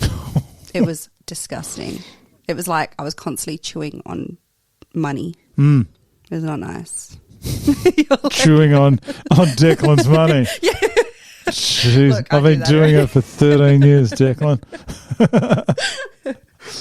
How will you He's go? going to listen to this and be like, yeah, I knew it. She takes my money. Declan, just call me if you need any help, all right? Got enough evidence on it now. You take it all. Yeah, me and Declan can retire to our house in Bustleton. Just one day, me and Declan out the back there having a drink. Remember that girl? That cooked your books? How will you go hitting someone as well, especially someone that you're friends with? Yeah, I think I've been struggling with that a little bit. I've definitely been holding back. Especially with the injuries going around. Yeah, There's been I think a that's bad run this year. Yeah. All what's that? Rib injuries. But the other day, like I said, it was Jasmine and I. We were in the ring together, and she's come along well. She's doing bloody amazing. Good on you. I'm so freaking proud of her. Like, Maddie's looking slick. I haven't seen too much of Maddie, in all honesty. Those two, every bit of footage I had in the early days, I was on social media. Those two were sparring. Yeah. They know each other so well. They are so evenly matched. That's good. That's so good. Yeah. That's good. So many good fights. I'm pumped. I've got my money on Jazz, though. She's come a long way and she absolutely kills it. Like, she really does. She's very doubtful of herself as well, though. I think that's going to be her. Us girls have decided anytime any one of us speak down of ourselves, we've got to pick each other up and bring each other back into line, because I think we're so quick to like, oh, I don't know if I can do this, you know. Anyone in particular? No comment. I'll tee off on that person the whole time. No comment. But I don't know. It kind of when we were in the ring together, Nigel pulled Jazz aside and Craig pulled me aside. There are a few things that they were trying to get us to do. And, we came back into it and Craig was like, just hit her. Because he could see I was just blocking. I wasn't really throwing anything. And after we did, we came out of it and Jazz went, oh, that was so much better, Jess. And I was like, it's just because I was actually throwing punches. I wasn't just blocking the whole time. So I think I'm still coming around to that whole, I need to actually just throw them. I need to stop. Because you're not helping the person you're sparring with if you're not fighting back. Well, that's the thing. And I'm not helping myself. You know, what's going to happen if I just keep thinking to myself, oh, no, I'll do it on the day. I'll come around to the actual day and I won't have done it at all. So I need to just pull my ass into gear and freaking start punching. Possibly. I mean, Possibly you've been told that 50 times. That's why we're here. when you're talking about your team dominating, we're going to do this at the start. This is in no particular order, people. So calm down. The order. Okay, it's not. It's Okay, not. This okay. is not. This is not the fight order. I'm just going to go with this list. Okay, that's in front of me. I don't know why this is in this list, but it is. I want your tips. Jasmine against Maddie. You can go 14-0. Every single person has gone their own team across the board. 100%. Why wouldn't you? I don't know. Jasmine's in it. It's If I was in on the her red name. team, there's some people here I'd question. No, I'm just joking. It's in her name. She can't be beat. That's going to be How good. beautiful is that name, though? Bella against Danielle. So That's going to be, match. honestly, that's going to be a very, very good fight. I genuinely don't. I've not seen Danielle fight. I've not seen anything from her yet. But when I spar with Bella, she scares me. Like, I'm like, right at the beginning, I was like, please, I don't want to be partnered with Bella. So I've heard good things about Danielle. I've heard very good things about Danielle. So I think it's going to be a pretty fair fight. I couldn't tell you because I've not seen Danielle. I really, genuinely, I think there was one training session we did together because she was away. So before we got separated. So I don't know. I'd love Bella to win, obviously, because she's red team, but I genuinely don't know skill wise who's going to. I'm not going to comment on this one. Just in case someone cracks the shits. I'm just saying it's going to be close. This next one's going to be so juicy. The juice. Barry Cox and Alex Torres. Actually, I've got these buttons here. If this is my kids. If a fight's juicy, I'm going to go. You've seen How that? did you do that? Oh, this array of buttons. See, I haven't even used this array of buttons Oh I've got my here. God. This is what I've got. Okay, I'm going to turn down. Hang on. I've got the juice. Oh, yes. He needs some. Oh. This would make... Where did those ones come from? Okay, if anyone listens to our UFC show, this will all make sense. Okay, hang on. What's this one? Oh. Oh, what? When That was how completely off out of topic? context until you just pointed at that. How off topic is this? When one of the guys isn't here, he gets replaced with Grelka chicken. Ah. His Oh my wings. God, this is so cute. This is like full crocheted. Who did that? My wife. That's what she does. Oh my God, this is so beautiful. See what team he's on. Red. Shit. Here you go. He can just sit here. Look what I've done to one of his wings. Oh no. That's all right. It'll bend back.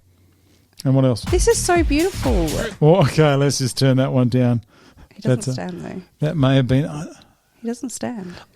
Should I go get my wife and you tell her what's wrong with the crochet? Go and do it. We'll see how that goes down, all right?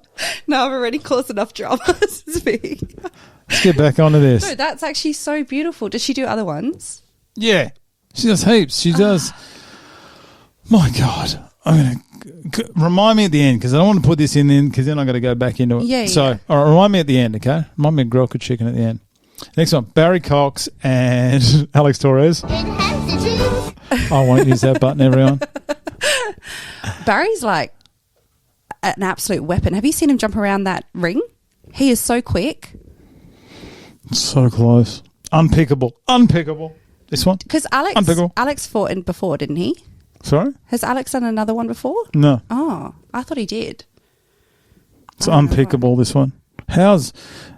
If for any reason this is around the start of the order of the fights, what a way to start. I know. That would For be those three. absolute killer. God, and then look at 5-4. We might go like this. It should be Jess. Let's change my nickname 20 times and give Brad grief. Coleman. Look, you're the one going to be speaking it, so if you want to say that, I give you full permission. I will say so much. You have no idea. I'll light God. everyone up. You and Innie, so close. You two have come along. To me, from what I've seen, you two were probably two of the closest, not the closest, and this is not having to go at all, but at beginner level, Yeah. and from where you were on orientation to where you are now, Yeah. the jump is massive because it went from It's going to sound so bad. Let me get to the end of it, and then I'll see if I'll leave it in or not. You guys went from a couple of new mums doing a boxercise class. Oh, yeah. Like on a Tuesday arvo at, I don't know, somewhere, to actually skilled fighters. Yeah. No, I agree. I couldn't agree more. I think we both did it to do something for ourselves, 100%. I still have that little giggle when we're doing sparring. I don't think any of the trainers like it because I do. I just giggle constantly. But tell me, just sorry to interrupt you here. With some of the social media posts that have gone up there with you guys there, the choice of music, did you find that offensive at all? No. Oh, good. I don't think there's been much of me at all anyway. Oh, there was one, and the song was Kellis Milkshakes. Oh. No, I love that. Good. To the person that got into me about that, told you so. No. Keep going. No, didn't mind that at all. Don't find that type of stuff offensive. I just, I definitely, I agree. I think we both come a long way. We've still got a long way to go. And I think even after this, like, this is definitely solidified that I love boxing. Like, I really do. I don't know if I'll carry on doing it on the level that we're doing now. But, yeah, I know Innie's loving it. I'm loving it. We still talk all the time. It's gonna be good getting in there and doing our thing and then being able to enjoy ourselves afterwards, I think, as well. Because I think we're going to have to put all of everything, we become friends, Innie and I. So you don't have to dislike each other. No. And I think that will be so good that we have that respect, that we can get in, do what we need to, prove ourselves and then get out and still be able to enjoy ourselves. But it just... I don't know, even from right at the beginning where it was, like you say, that boxing exercise type class to now being able to know like exactly, what punches are coming, how to defend, all that type of stuff. I don't know.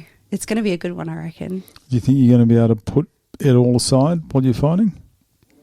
I think so. I think especially in the last week, I've done heaps and heaps of like mindful stuff where I'm just trying to kind of zone out. Have you thought of reaching out to any former fighters? There's a couple of girls from a couple of events ago. Yeah. Can't believe I'm mentioning a name. Should remind me. Ashley Bunny and Sam were very good mates. Yeah, and they fought each other. Okay. Either of those two would definitely be ones to chat to. I know Nigel's bringing in a couple of girls in like the next week or so. So even if I just had a chat to them, but. Yeah, I don't know. I think we knew from the beginning we were going to be up against each other, and there was kind of talk like, if we're up against each other, we're just going to have to go. Like, we know, we both know what we have to produce on the night. It's just making it happen. But yeah, definitely getting there. I'm getting to the point where I'm like, it's 6 minutes in a whole night, and it's just mind game, not mind games, but it's strength. Like it's being able to be able to put things aside. Yeah. No, it's going to be a good night. And if she goes down, just don't kick her while she's down. Just be friends. Yeah, no, it's going to be a good night, I reckon. It will be... She's going to come in all guns blazing. No doubt. Got it. She's got it. She really does. She got that crazy about her. Oh. In a nice way. Yeah. She's beautiful, but you can see, like, she will... Yeah, I think all of us, you get that first hit, you're like, okay, yep, it's on, Has she taken those piercings out? I don't think so. Take them out. Looks silly. Not just for the fight, just Dad in general. Not for the fight, just in general. They look silly. Yeah, I don't know how she's going to go with the nose one, in all honesty, because if she gets clocked in the nose... there's no way they'll allow that. The commission will not allow any kind of piercings. Okay, so she'll have to take them out. I said that quite forcefully. I apologise. I really don't know. What about Billy Bosch? Oh, yeah. Another one, Billy Bosch. I didn't put 17 H's at the end of his surname, his nickname. So I had to. For that. Yeah. So it's not Bosch, it's Bosch. There we go. I did change that for you, Billy. So Billy Quincroft is funny, man. He's got it. 100% he's got it. He's good. Do not underestimate John Missack. Oh, yeah. Josh Missack, not John. Jesus. No. He's good, but... Man's light on his feet. I reckon Billy's got it. So close. Can't pick it. He's a lot taller as well, though. That's the only thing. So he's got a better reach. Josh can move.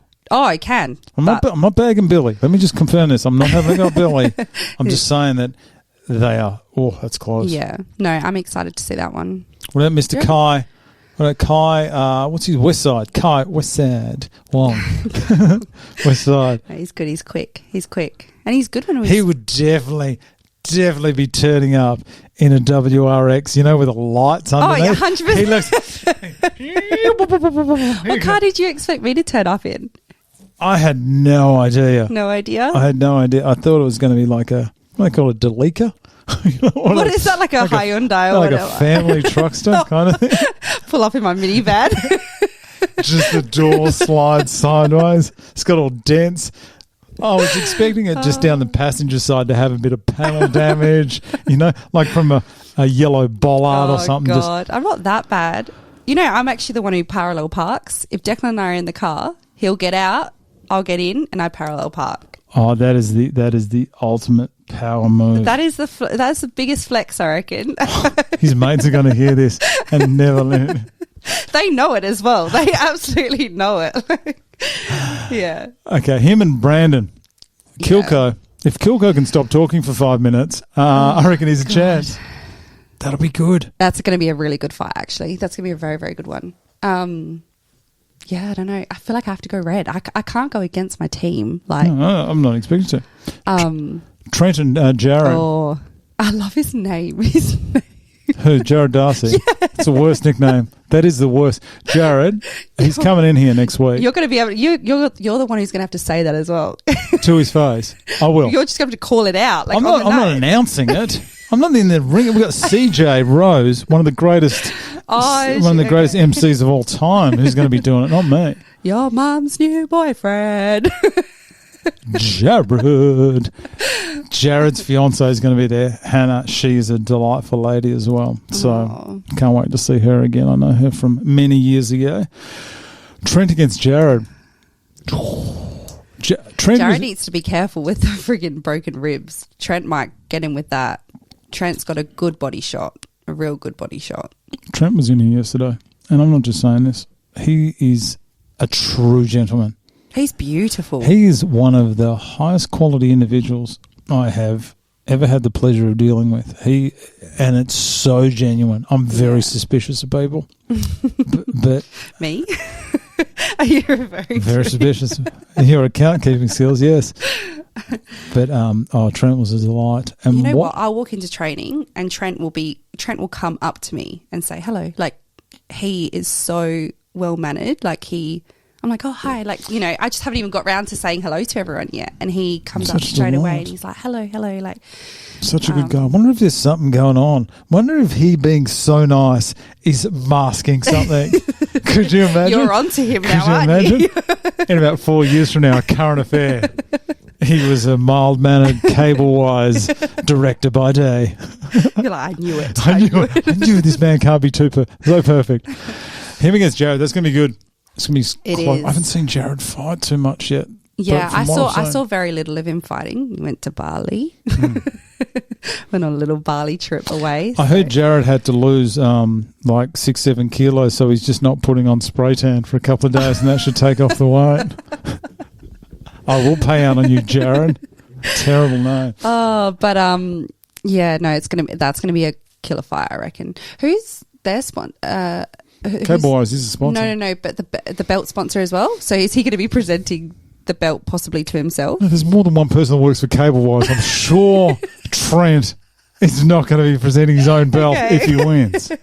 Okay, fair enough. No, but he's presented the belt in the past, has he not? He does. Okay, so how good would it be if let me he's finish. Like, well, no. If Trent didn't get the win and he had to give Jared the belt.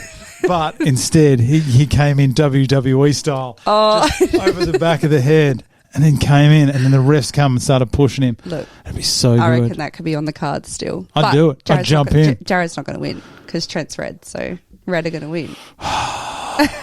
Magic Mike against Dave Bosniak. Dirty Dave. It's Dirty Dave Bos. I should fix that up. Yep. Magic Mike.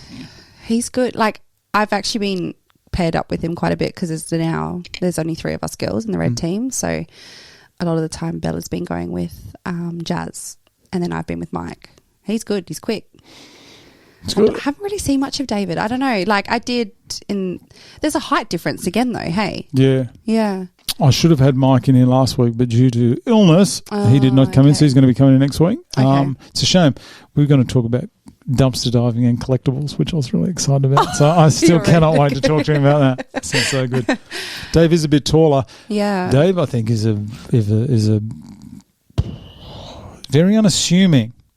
I think with Dave, I think Dave can fight, and I think Mike can throw as well. Yeah, well, I think has he done MMA before? I'm pretty sure he does. Is it Mike? That. Not too sure. I think he does. But Dave helped me with my raps first day. He was the one who Dave's a quality man. He was lovely. He was so lovely. Good on you, Dave. Vince, the Invincible. I put spelt like that, even though it's spelt wrong. Vince, this will be good. Vince against Raymond. Another one. Cannot pick. Okay, so, right. Vince, friends with Deck. So they did... they're part of their apprenticeship or whatever together. Raymond goes to my gym that I go to. So he's done a bit of like kickboxing and stuff before. And he's got a killer kick on him. I know that we're not kicking, but yeah, I went up to Vinny and I was like... Killer kick on him and you're doing boxing. Yeah, no, but obviously he can box as well, but he's got strong legs, like a real good kick. So I ask Vinny, I said, how are you feeling about Raymond? And he was like, nah, I feel good. I'm like, okay. Good. Vince is so calm. Yeah. So that's calm. good. That's what you need, I reckon. I reckon you do. But Raymond's also super, super calm as well. I can't pick any of these fights. How the hell does Nige, Glenn, Craig and Chris, how do they do these matchups? I couldn't tell. Like, I genuinely wouldn't have had any clue on I got who would have nothing. gone with who. But, yeah, going to have my money on Red because I love Vinny. Chris Dodge. He's a madman. Against Justin Abernathy. Justin Abernathy. Jeez. Justin's putting in work, hey. He is really, really putting in the work. I don't... Really, give me a hard time. Making my life hard. He's putting in a lot of work doing that. He's putting in a lot of work. On social media. Chris, I don't know if I've actually got Chris on social media, but I don't think he's on. Oh, okay, that would be why. I believe it's his partner, Tennille. I think. Okay. Could have that wrong. Sorry if I have that wrong, Chris. Has he come in? No. No. Okay, so yeah, definitely feel like Justin putting in a lot of work. Chris is bloody brilliant at inspiring. Chris is a madman. Yeah. And he's lovely, gentleman as well. Like when we're going together, he's like, go, like lay into me, go as hard so I can, it's beautiful. But yeah, it's going to be a... Justin Did you wants see it. that? Did you see on Justin Matchups? Wants it. Did you see on Matchups how they both wore, what is it? What are those shirts with the checkers? A flannel. Flannel, yeah. But they didn't liaise with each other. They both wore a flannel shirt of their colours without even knowing that each other were going to do it. Because they're both Bogans. You said it. Chris is a good man. I was like, oh, that is just the perfect matchup in itself. Like, they'll probably fight in thongs. Yeah. Imagine that. Don't tempt them. Yeah. They'll be like, can we? And the water bottles. Anyway, excellent. Chris Dodge is a madman. And Justin Abernathy wants it so bad. Yeah, so I can't pick this. Yeah. So close. No, it's going to be a good one, that one. What about Rory against Stuart? I was up against Stuart the other day. He just kept throwing jabs at me. I couldn't get anything. He just kept knocking me back. He's got long arms. Long arms. So long. I just kept laughing at him and he was laughing at me. It was just, I couldn't reach him. Like I was even going for his body shots. I just could not get him. But Rory, he's a mountain. Big boy too. Stewie's been here before. Left, right, good night. Yep. I believe he fought. Oh, okay. I did not know this. PCR 5. I think it was fight 7. Don't quote me on that. I'm confident on PCR 5, but not what fight. But yeah, he's been here before. Did he win? He did. I believe he did. Okay. I actually didn't know that. I didn't. Yeah, absolutely did not know that. But Ian Dag, the Doog, so beautiful. Doogie, whatever it is. I don't know. He's another one. Loves a nickname change now and then. I think he's the Doog father. Is he the Doog? I love that. Sure. That's actually so good. Good on him. Yeah, he's up against Mongy. Yeah. Mongy's back. Mongy's back, yeah. And Mongy is beautiful. I didn't know, actually. I have a friend that works up north with him. Oh, he's away at the moment, I think. Yeah, and she said, I've got a friend doing it, Jess, blah, blah, blah. And he kept coming up to me being like, hey, Jess, how you going? I was like, yeah, good. This guy's really, really friendly. And he is a really, really friendly guy. Man. But it's because I think my friend spoke to him and whatever. But he's lovely. He's just a nice guy. Yeah, I haven't been around him much, though, because obviously I think he came in, went straight onto the blue team, and then that was it. But Ian's beautiful as well. He's so supportive. Like, I am really working on it, but I'm struggling with my fitness a little bit at the moment. And Ian's like my not little biggest, but my biggest cheerleader. Like, he'll, come on, Jess, keep going. You know, he's always pushing. So I think Ian's going to surprise. I don't know who's going to win this one, but I reckon Ian's going to surprise a lot of people. Wants it as well. He's like really, yeah. Oh yeah, not going to question that man's commitment. Yeah. Has he been in? Yeah, he has. Yeah. He came in. I spelled his name wrong. Yeah. Told me 50 times. Sorry, mate. Sorry. I had a bit on my plate that day. I had Justin Abernathy in my ear. Yeah.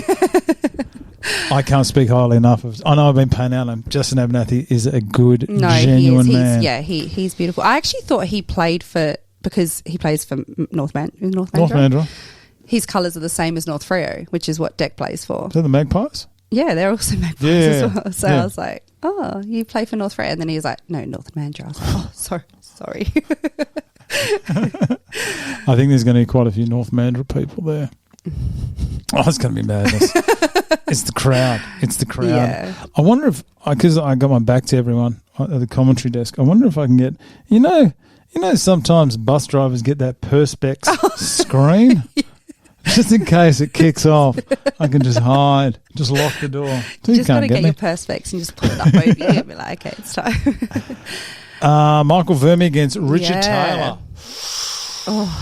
Oh. This one has the juice. This whole card, this card is juice worthy the whole way through. Yeah, I think it just gets better and better, doesn't it? Yeah. I don't know how Verme's going to go against Taylor or Taylor against Verme. I don't know. I'm going to have to go red the whole way, I reckon. I have to. This is fine. I don't want anyone blue winning. We're red. Hey, it's fine. I don't expect you to pick anyone on the other team. I'm just saying how close these fights are. Yeah, no, I agree. And this last one. This deserves it. This one has the juice. Yeah. No, that's going to be... Ronnie Harvey, Menace Harvey against Whiramu, the laundromat. Oh, I didn't realise. Pucky. So Vinny's sponsoring Ronnie. Is he? Yeah, Invincible. Oh, he is too. Yeah, I think Ronnie's the reason Vince got in. Vince said, yeah, I can do this once after a few drinks, and Ronnie held him to it. Oh, I love that. I need one of my friends to do that, I reckon, on my fight. Just get him full of Prosecco. What's it called? I don't know. You tell me. I don't know. Prosecco. Champagne. Just get a full champagne or something. Nah, I reckon that's the best. I reckon if I had come to a fight prior to, I would have been that friend being like, yeah, I'll be in there. I'll do that. Smash them. Take anyone on. Us Kubi girls will take anyone. Take on all you women.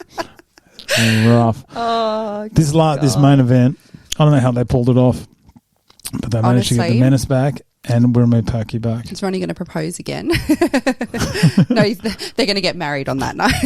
Imagine that. Did you actually not know that he was proposing that night? I knew. Oh, yeah. You did know. That's why I was panicking. Okay. Oh, okay. Because I knew Ronnie's opponent that night, Breezy Hitter.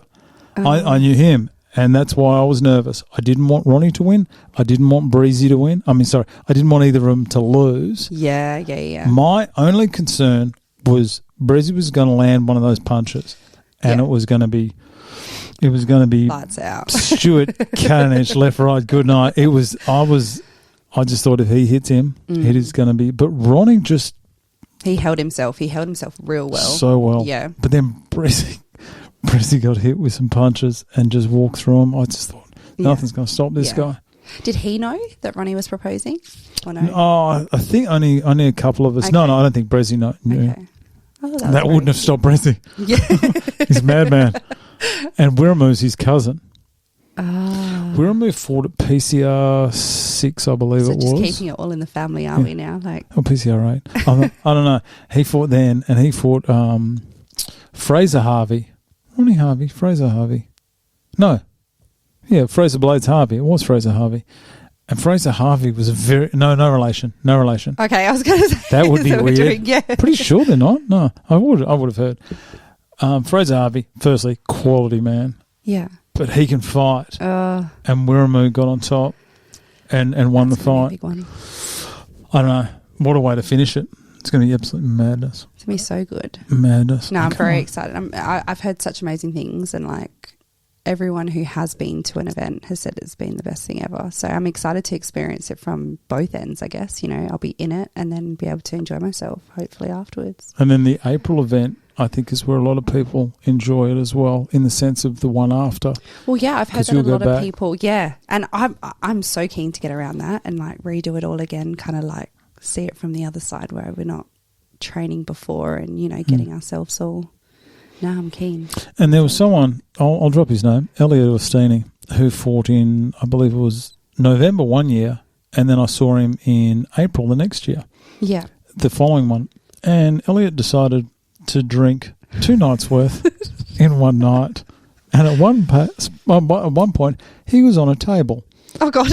And he yelled out, "Brad," and he was coming towards me. And That's when you need your perspex. I turned my back, and I was thinking, it's going to go one or two ways. Luckily, he was distracted by someone else, and I took off. And I went, it's time for me to go here. He's a good man. That is my night done. He's a good man, Elliot. Oh, He got the win over the Bacardi Bulldog, who's a good fighter. All right. Anyhow, let's get back to this PCR. What are Yeah. we doing here? No, I'm excited. Oh, Jesus. What are we even talking about here? No, I don't want to know this. I've got to close this stuff. Stop messaging me, people. Yeah. You know that. How good would it be if you could put like your computer on silent? You know, you could put your phone on I'm pretty sure you can't you? Can You you? can do yourself like out of... office. I don't think you gonna can. say that. On Facebook, 100% you can. Should do. Anyhow, Offline. You put yourself offline. how about you just don't go on computer? I just turn the Wi-Fi off. Good luck getting hold of me now, people. God, being just so popular, Brad. It's not me people complaining about something I've done. It's not, hey, Brad, how's it going? It's, Brad, you've messed this up. Oh, God. What do your family and friends think about you doing this? Oh, my mum hates it. No, absolutely. She's like, I'll look after the kids that night. But my dad loves it. My mum's side, actually, like her dad, so my granddad used to do boxing. Not like hugely professional, but yeah, I haven't actually really spoken to my grandparents too much about it. Friends are all absolutely shocked, but then also not shocked. They're kind of Are they coming? On the night? yeah. I've got 2 tables, so They got to be prepared for the emotion that they're going to feel as well. I keep trying to talk to Dec about this. I'm like, how do you feel? Like, honestly, Dec's not a talker about his feelings at all. I'm like, how do you feel? Because, you know, I keep listening to these podcasts. I'll keep asking him because that's what we love. Yeah. Just keep nagging him. Just keep nagging him into submission. But like, I keep hearing about people saying, oh, their partners are like, you know, they're not sure how to feel. But Dec just doesn't really give me anything. I don't think he knows how he's going to feel until the night. He's supportive, don't get me wrong. He's been having the kids every single time I've got training, and he's excited for me, I think. He's excited to have a night out. We're staying at the Crown, all that kind of stuff. But I don't know. I don't think I'm going to get out of him how he's going to feel until the night of, you know. I think if it was me on the outskirts watching my partner, I'd want to get in that ring with him for some reason. Like, that's just the type of person I am. But I don't see Dec being that type of person. He'd probably just be on the sidelines cheering me on, or actually saying maybe nothing at all until it's over. I don't know. Having family and friends there, Yeah. I think they will experience, and I would honestly tell them to think about and prepare yourself for it. Yeah. You'll feel emotions when your friend goes in that ring and is fighting that you've never felt before, Yeah. like more than your favourite sporting team in a grand final or whatever it is. Yeah. It can be truly terrifying. There's people that have left. They've come there to see their friend, And they can't have and you can see them. And it's funny. Often the people's friends and family are the quietest during because their body's almost going into shock. Yeah. And I can imagine that happening to a couple of my friends. everyone's just telling me how excited they are though. And every time I see people, they're like, you excited? You excited? I'm like, that's one of my feelings, but it's not my only feeling, you know? So yeah, I think no one's been like, I can't believe you're doing that, other than my mum. My mum's like, you know how I feel about it, blah, blah, blah. But so blah, blah, blah, with that attitude? Does she talk with that level of sass, or are you just bringing that in for me today? Oh, no, she's just, my mum's her own person. She's a different character. But, yeah, my sister's been super, super supportive. Her partner actually does MMA training, so I've been doing a couple of sessions with him. So they've been really good. But, yeah, surprised with how many people, like, obviously the tickets are a little bit more on the pricier side. A lot of my friends, like, don't get me wrong, they've got full-time jobs, but they're not, like, rolling in it, you know. So there have been a few people that have stepped up and said, oh, yeah, I'm keen to come, and I wouldn't have even thought they would have ever. And then I've got my little besties that will be there standing by my side. But, yeah, everyone seems excited so far. I've not heard no one said to me, like, I can't believe you're doing that, you know. Everyone's just been kind of... Everyone's been good? Yeah, so far so That's good. what you need. Just get ready. Not that you should be focusing on your mates. If you do fight, excuse me, historically, the females have fought early. Yeah. I'm not saying that's going to happen. We had a female main event. I believe it was a PCR 5. Yeah. But if you do fight early, it may help them have all the emotion and then enjoy the night. Enjoy it, yeah. Listen, the tickets are, this is my opinion, the tickets are a touch expensive, some might say. But if you really break down what you're getting for that, oh no, I agree with you. It is not expensive at all. It's a delight. Yeah. And it is an event. Yeah. And if you do go, this is from me having a whinge. If you do go, guys, get there early and do the whole lot. Yeah. It's like someone that goes to a UFC fight and there's all this thing, but then they only go for the main card. You know, you go for the whole thing. Get there. It opens at 6. May not. I don't know. I haven't seen the tickets. But if it opens at 6, get there at 5:30. Yeah. Walk around the crown for a while in your fancy shoes and show off your fancy dress. Yeah. Walk through the promenade. Look down on everyone. You know? No, I agree. I agree. Get away from me, you. No, Metropole is what it's called. Walk through there. Get away from me, Metropole people. I'm a crown. I'm a towers. I'm a towers person. Who are these people? But, just sprinkle some coin. Go away. No, I think I've told everyone. I'm hoping that I'm kind of towards the beginning, because then I can go back to my room, get changed, doll up, and then come back and enjoy the rest of the night. Getting cornrows in? Is that what they're called? Braids? Cornrows? Yeah, braids. I've already got my friend lined up. She's a braid queen. So, yeah, Isabella, you're going to be doing my braids. But it's a fair crop of hair to have in braids. Yeah, well, full day. No, I think I'll take it out. No, but how long does it take to put in? Not long at all. Oh, I think if you have multiple, it takes a little while. But I'm just going to have the 2 down. It probably takes, I want to say, half an hour. Plus you got headgear. Max. Plus you got headgear. You got headgear. I just don't want to have to worry about all the wisps and anything like that. So braids. Also, you sweat a lot. Braids. Hopefully the sweat won't stay too much on the braids, so that I can go get my hair done afterwards. Not get my hair done, but do my hair afterwards. Oh, so take the braids out. Yeah, 100%. Curl your hair, come down, look $1,000. $1,000 or $1 million? Jesus. Cut. I look about $5 on the comment. I'll take $1,000. I went 3 years. I think I mentioned last time. I went 3 years without cutting my hair. I was donating my hair. Oh, that's beautiful. And I haven't got hair now. But I got a cut 2 days prior to the PCR. Thank God I had the most rancid hair down to about here. I looked like a savage. So it's easy, short hair, just slick it back, whatever you've got. What you got? You guys are so easy. That's the thing. I'm like, the guys are going to do the fight. They literally need to go have a shower, run some whatever through their hair if they've got hair, put on a suit, they're good to go. Fine. Piece of cake. Girls, it's a whole nother level. Hair, makeup, outfit, shoes, everything. Really? Else. We don't care though. Like, No, but we want to look half decent, you know, like. Too competitive with each other, ladies.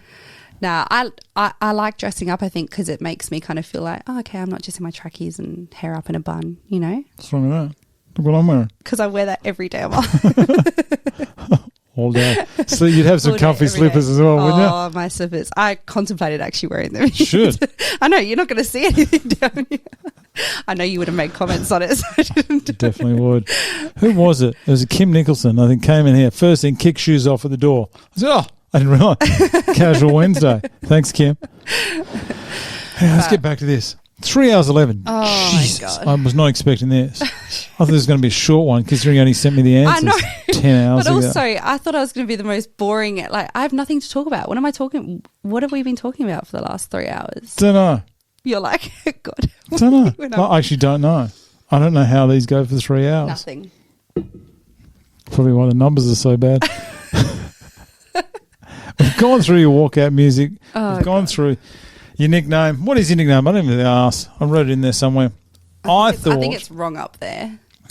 Tell Look, me. you did that was a brilliant nickname. The KO Express, I loved it. It's Jess, the KO Express, Coleman. Love it. But when you threw Polar at the beginning, Shouldn't have done that. I went out too hard. That's all I kept thinking when I was saying it. So I just couldn't get past that. And then when I came across this song, I was like, that's it. So what is it? What is your nickname? I know I spent yesterday hours trying to get this done. Do you want to correct that? No. Okay. Because I'm not referring to this anymore. Oh, okay. That's done. Couldn't even get your colour right. I feel like you were just convinced when I came in that I was blue team. You had the blue shirt on. You were ready to go. I looked at the photo. Yeah, that's what it was. I did. How did I get that wrong? Nickname is Jess, Ain't No Mercy, Coleman. Ain't No Mercy Coleman. Not what I would have gone with, but better than Jared Darcy's. Jared Darcy. I actually love that nickname. I think that's bloody brilliant. It better grow on me, because normally I just hang shit on a fighter called Jess the Jessinator. Alan. It's going to be going for years. Bring it up numerous times. Oh, God. It's trying to think of the best nickname. What are some of the good nicknames we've had in the past? The ones that suit people. There was a guy by the name of Mason. He was Mason the Mongrel. I can't even Zuin. And you know when a nickname suits someone? This guy was just a savage. Suit him to a T. No, I love that. No, I don't know. I feel like even any of the ones I went through, like it was like Jess. I think I put it into that Chat GPT, whatever it was. It's like, please help me find a boxing name. And it kept coming up with like Jess the Crusher Coleman and Jess the Cyclone Coleman. And I just didn't feel any of them. We should put it in now. Let's do it now. Oh, God. Okay, hang on. No, because if you find something better, I'm going to be like, Brad, can we please change it? Close. I'm not looking at it then. No, it kept coming up with quite generic. And it was like, I think one of it was like, it kept saying a crusher cyclone. And I was like, no, I don't want any of those. I just didn't think about it before this, in all honesty. Did they just spring it on you that you need a nickname? Did they? Did I just spring this email on you yesterday? Or did I send it to you in July? However, they did spring that we needed it within the next 24 hours, and I wasn't ready for that. How many times do we need to ask you to submit your damn nickname? Look, I've got one now. I've got it. I would clarify that 45 seconds into your song as well, because it depends what version you go on. The original one on Spotify. Of course, it won't be your fault. Whatever happens, all I know is it won't be your fault. Let's move on. Did you know? No. Oh, you are gonna beat who? I'm just trying to think who set the record. Someone did. Abernathy did. Oh, God. You are going to beat it. I'm not trying. I'm not trying to do anything. Obviously. Trying it all. Trying to be on time. Not trying to have a good nickname. Oh, you just got me on a bad day. Okay, how many days are we out? 16? I think 16. Yeah. Jesus Christ, gone quick. No, too quick. 17 days from now. It'll be October 8. I'll never have 7. to speak to you people again. No. You got to see where I'm going with this. I haven't. After. Okay, yes. Talk about see where I'm going with this? Yeah, gotcha. Do you want to interrupt me? You want to interrupt me one more time? Go on, make it a clear 50. You're going around 50. God. There's going to be a come down afterwards. Oh. There is some people handle it well, some do not. Yeah. It is tough. I have a come down from them. I'll be honest. You? Oh yeah. The amount of time and effort I put into learning all your names and terrible nicknames. I do feel so relief the day after. Yeah, I was going to say. But some people, because this is such a big event, and I'm not just saying this, this is the greatest night of a lot of people's lives so far. Like it truly is. You're not bringing marriage, weddings or kids or into it. This is the biggest event of people's lives so far. And the day after, there's the come down. Usually about 2 days after. I feel like it's because you're not training. You've got nothing to work towards anymore. Is it? And it's that over. What it is? Like it's just, It's over. People want this day to be here so quick, and then it's here, and then it's gone. Yeah. Yeah, wow. Have you got something planned? I'm just all about wellness. Imagine me as a wellness counsellor. Oh my God. People would leave going, I want to spend that $200. I feel worse about myself. Made fun of my name. Have you got something in place to help you with this come down? No, honestly, I haven't really thought too much into it. However, you may not have it. You may not have I hope I don't. But I also know that after this, I'll probably be on the next, like, what can we do now? What can we do now? Like I said, though, I think I'm definitely keen to carry on training with Craig. Love that. Love counterbalance. But yeah, I haven't really thought too much into it. We've got the Japan trip coming up at the end of this year. So I think that's something. I think when you can look forward to something else, I think that's a huge thing.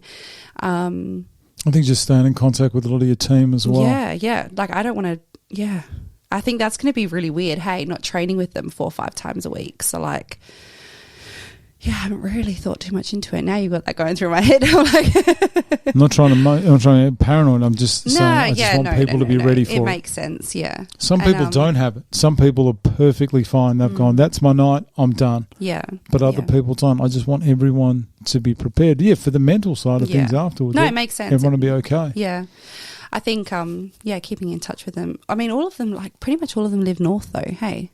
Not that there's a massive issue with people living north and south. Sounds like someone doesn't like people living north. You know what? I actually love north. It feels so nice up here and I would move up here, but... Nice cover on. My partner, Declan, he's so set in Fremantle, like he doesn't want to move away from there. So, because that's where his family are and stuff. So, I've moved countries. I don't care if I live north or south. Doesn't bother me. But I know that there is a divide and sometimes it is a bit harder. Like, Innie freaking lives up in... Butler. Yeah, South Geraldton, isn't it? Like... That girl's committed. Oh, she's bloody weapon. I'm so glad I'm up against her. I am and then I'm not. I'm like... She's a lovely lady. Yeah. No. So, yeah, I think keeping in touch with everyone, looking forward to my next thing that I'm doing.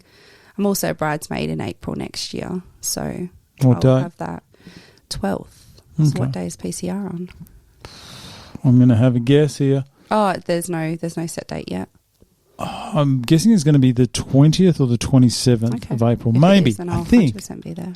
I'm pretty sure it's the last Saturday in April. I think. Don't quote me on that, people. Yeah. It's in April sometime. Okay. Should know. But yeah, no, I'd love to come to the next one. So I think as long as you've got something else to look forward to. Oh yeah, you got plenty. It should be good. It'll come around, that second one will come around so quick. That April event. So quick. It'd be good if one of my friends can do it. Should do. Should just provoke someone. Yeah. If you fight early, just get them on the... Yeah, get them on the Prosecco. Prosecco. That's what I said. Prosecco. Prosecco. What did I say? No, you did say that eventually, yeah. Get on the champagnes. Yeah. Get on the champagne trademark. Last off, I always ask this. Are you happy with where you are in life right now? Happy, yes. Satisfied, not 100% yet, always. I feel like I'm always trying to do something different to keep being better. I don't know. I don't like feeling like I'm comfortable. I'm always doing something that takes me completely out of my comfort zone, which is a good thing. This definitely challenging is. For me, but yeah. But I'm definitely happy where I am. I feel very, very privileged that I'm doing this right now, and I'm already seeing like how much the training and everything's making a difference in everything that I'm doing. I think the night's going to be really good, and it's going to, I don't know. I think it's going to set me up to want to do more things like this that really, really push me to that extra step, out of my comfort zone. But we'll see. Well, I hope everyone enjoys it, and not just the event, but I hope everyone enjoys the whole journey. Yeah. The whole 8 weeks, or even more than that, with the stuff you do beforehand and the aftermath of it as well, because it really is a special event, and I don't think people do not always, but I don't think a lot of people do appreciate what it is until after it's done. Yeah, that's almost everything in life, though. Yeah, it is, and you can't recreate. I mean, you can always do it again, but it's going to be hard to recreate the first one. Yeah, no, definitely. No, I'm really enjoying it, and I'm hoping that, I don't know, you've made me like, what am I going to do afterwards now? But I've got things to look forward to. So, yeah, I know. Go to Japan. I know. But yeah, just keep that. I think I'm on I want to do better for myself, my health and everything like that. So I think even after this, I'm just going to keep working hard, staying on the diet, losing some more weight, feeling better about myself. Third kid. Oh, don't. Declan, no. Go on, Declan. Go on, Declan. Yeah, no, definitely not anytime soon. Because then you lose everything again. It just starts everything all over again. The cycle of having no stomach muscles, flab everywhere. It's just the constant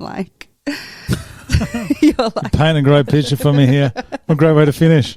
Jesus, that image. No, it'll be good. I'm excited. I'm super excited. I'm super excited for my friends to experience it, and it'll be freaking amazing if I can get one of them to do the April one. I'm excited. I'm pumped. Are you? I am. I'm tired. I can't hear. Oh God. 3 hours 22. New record. Well done. 4 hours 20 is a record. Courtney, the spicy disaster O'Connor from a few years back. Oh my God, that girl could talk. Oh my God. I didn't mean to do this. I didn't even realise. I've got to go find my dress soon. Oh, I know. Jess. Dressed by Jess. Let's wrap it up before we bring up another topic. I know.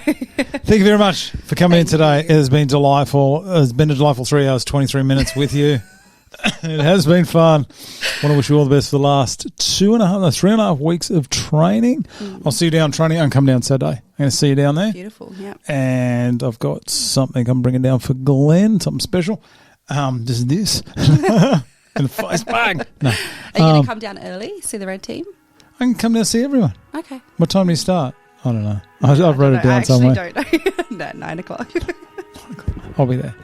Okay. Thanks for your time today, mate. Wish you and your family all the best, and counting the days down till October 7th. There's some tickets left on sale. I think a couple of tickets. Yeah. Get in there. Don't miss out. Come down. Say hi to everyone if you come in there. Say hi to me. Don't say hi to me. Just leave me alone. Thank you very much for your time today, mate, and I'll chat to you soon. All right.